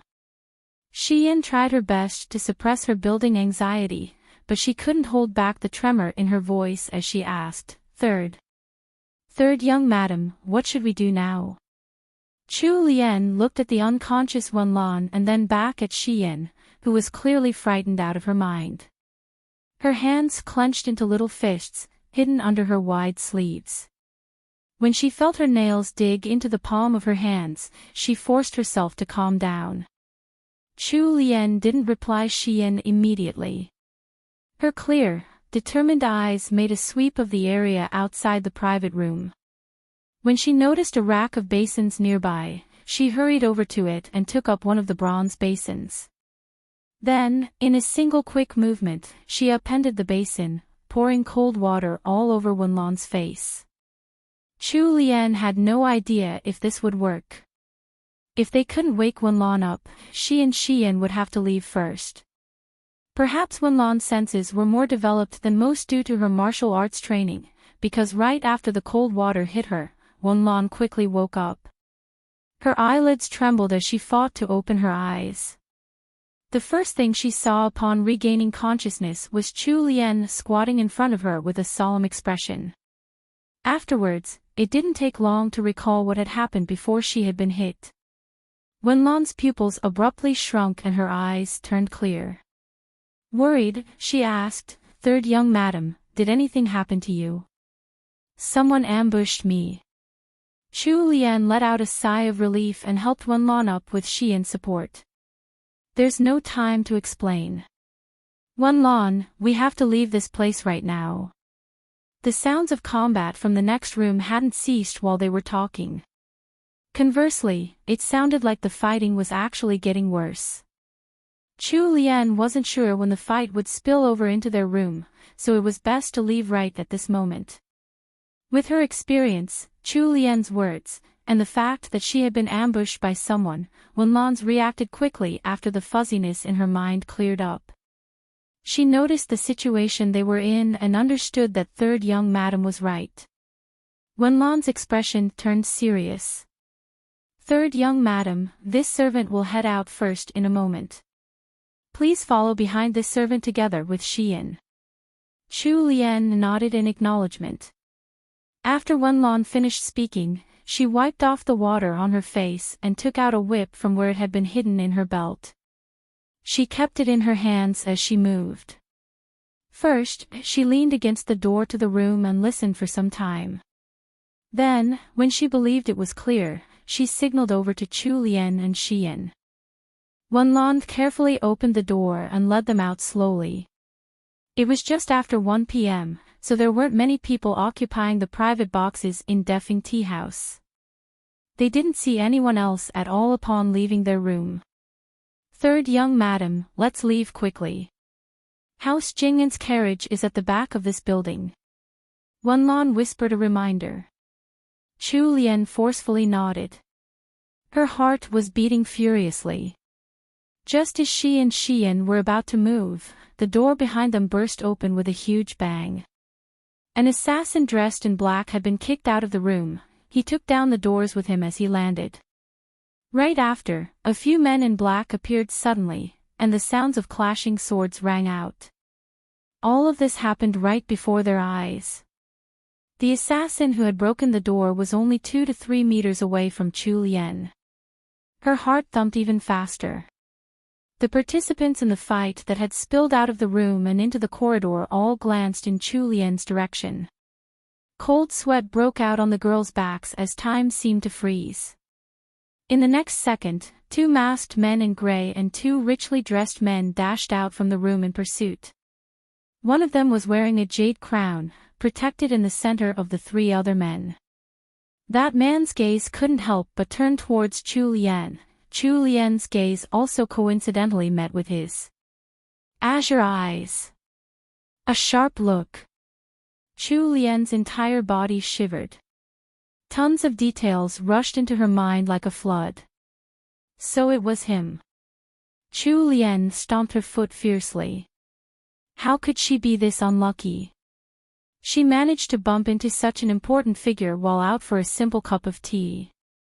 No wonder they had suddenly been dumped into the middle of this once-in-a-blue-moon assassination attempt. As much as Chu Lian hated the situation, the more anxious she got, the clearer her mind became. She ordered the 2 maidservants to leave right now. She turned and left. In her peripheral vision, she noticed that the azure-eyed man simply glanced at her before continuing his fight with the men in black. Another 7 or 8 more assassins rushed out from the room, each of them highly skilled in martial arts. Chu Lian was absolutely frightened. She hadn't expected to bump into an assassination, let alone one with so many assassins. And there were only 3 guards around that azure-eyed man. Chu Lian shut her eyes tightly. Although she wanted to help him, she knew her own limits. If she were to try to help him, she would only be a burden. There was no way she would be able to assist him. Chu Lian ran even faster. Luckily, the assassins were fixed on their target. Although they noticed her running away, they didn't send anyone to chase after her. Thus, she was able to heave a great sigh of relief. Just as Chu Lian thought that the three of them were finally clear of danger, she heard heavy footsteps coming from the stairway to the second floor of Defing Tea House.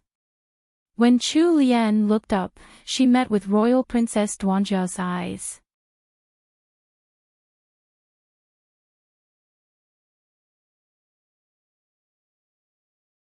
Chapter 128, Sudden Change, 3. This chapter has been stolen from LoveLore novels. Please read from the original source. Royal Princess Duanjia clearly hadn't discovered the intense fighting going on just beyond the corridor. She smiled a little weakly and asked, "Chu Lu, why did you come out of the room?" Chu Lian knew that things were going to turn bad. She turned back in a panic. As expected, the assassins surrounding the azure-eyed man noticed Royal Princess Duanjia. One of them made a gesture towards two others, and those two men came chasing after with their swords raised. In that short moment, Royal Princess Duanjia had also discovered the strange events going on not far down the corridor. Her pupils shrunk and she shouted anxiously, "Fourth brother." Immediately after her shout, the man trapped in the middle of the assassins got slashed on his arm. Royal Princess Duanjia's heart grew heavier with worry. She decisively ordered the two people following behind her to help. Chu Lian felt a headache coming on. She walked up to the princess within a few strides and tried to pull her along as she ran downstairs.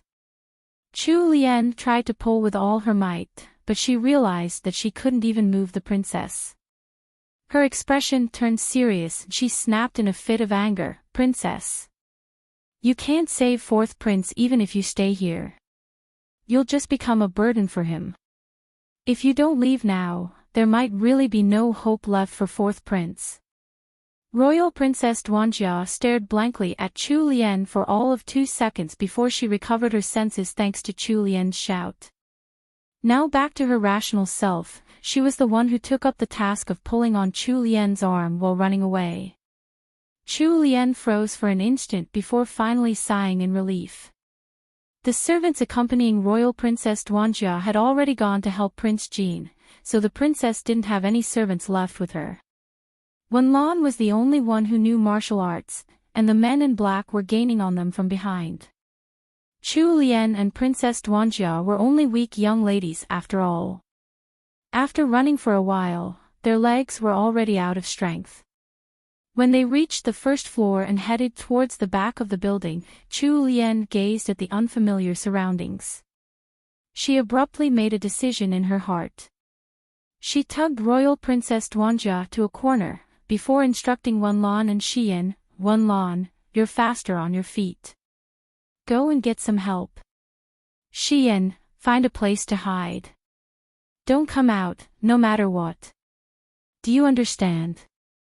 Third young madam's usual soft and gentle tone had morphed into one brimming with determination and unshakable resolution. Although her voice sounded the same, there was an unseen power that made others want to obey. Wenlan was about to reject her orders, but when Chu Lian's moist, determined eyes met her gaze, she couldn't bring herself to speak. Royal Princess Duanjia peeked at Chu Lu from the side, her own eyes filled with both amazement and a trust that she hadn't realized she held towards Chu Lian. Wenlan pressed her lips together in worry, but quickly turned and left. Without Chu Lian and the others holding her back, Wenlan's speed increased twofold. In a few seconds, she had already vanished from their sight. Chu Lian cast a single glance at Xian before completely ignoring her. She tugged Royal Princess Duanjia towards a narrow doorway. Chu Lian smiled bitterly inside. It would actually be pretty easy for her to stay alive. All she had to do was to abandon Royal Princess Duanjia. She could sense that the assassins were only targeting members of the imperial family. However, she couldn't do that. Setting aside her burgeoning friendship with Royal Princess Duanjia, even if she really abandoned the princess here, she would definitely be affected no matter the outcome of the events today. The rage of the current emperor and Prince Wei would not be easy to bear. Besides, she and the princess had already had the good fortune to meet. Whether or not that was through cosmic design, their compatible personalities still meant something. Abandoning the princess was not something she could ever do. Chu Lian was a little frustrated with herself, but she couldn't suppress her sense of righteousness. She could only get angry at herself. Her face also turned cold due to her inward tussle with her thoughts. The faster the two girls ran, the more tired they became. The sound of footsteps behind them had grown louder and louder, like a countdown to their deaths. Chu Lian's heart was beating fast. There were no other entrances in the little courtyard they were in, so they couldn't escape. She urgently scanned the area for something that could help. Her gaze paused at two particular areas of the courtyard. Chu Lian could feel her resolve strengthening. She pulled Royal Princess Duanjia to the side of the well in the courtyard, and with a grave voice, said, "Princess, take off your outer coat." Royal Princess Duanjia's pupils abruptly shrunk as she looked right into Chu Lian's eyes. She seemed to understand immediately what Chu Lian was trying to do. "Chu Lu. You can't." How could Chu Lian possibly allow the princess to object now? She was already undoing the ties of the princess's coat. "Princess, trust me. Hurry up, we don't have any more time left. It'll all be over if they catch up to us." Tears gathered in Royal Princess Duanjia's eyes. She bit down hard on her lower lip before she stripped off her outer coat without any more hesitation. Chu Lian threw her own outer layer of clothing to the princess before quickly putting on the outer coat that Princess Duanjia had taken off. Upon hearing the sounds of their pursuers talking, she tensed, and without waiting for Royal Princess Duanjia to put on her coat properly, Chu Lian pushed the princess into the well. There was the sound of a huge splash. The princess stifled her cry of surprise by covering her mouth tightly. The water surrounding her was slightly cold. Before she could react, Chu Lian threw something into the well and the princess hurriedly dodged. Chu Lian stood by the well, fretting as she looked down into the dark confines. Royal Princess Duanjia could hear her soft voice calling out a reminder, "Princess, hold on to that piece of wood. Hide in the water." In the next second, the mouth of the well was covered, plunging the world within into an unnatural silence. Royal Princess Duanjia did as Chu Lian had said, hugging tightly onto the round piece of wood as she floated near the surface of the water. Her eyes were already damp from the water in the well, but it felt like something hot was about to gush out of them. She smacked the surface of the water hard, raging in her heart. "Chu Lu. If you didn't throw this piece of wood in after, I would have thought you were trying to murder this princess. You idiot. Do you even know how to save someone? Aren't you lucky that this princess is so brave and knows how to swim? If I were one of those delicate little noble ladies who couldn't even lift a handkerchief, wouldn't I have been frightened to death by you before ever getting close to being assassinated?" You're tuning in to the LoveLore Library YouTube channel. We're so grateful for your support, and don't forget to subscribe to join us on this incredible journey through captivating stories. Your generosity through donations truly makes a world of difference, as it's the primary source of revenue that allows me to expand and enhance this channel for you. Thank you from the bottom of my heart for being a part of this adventure.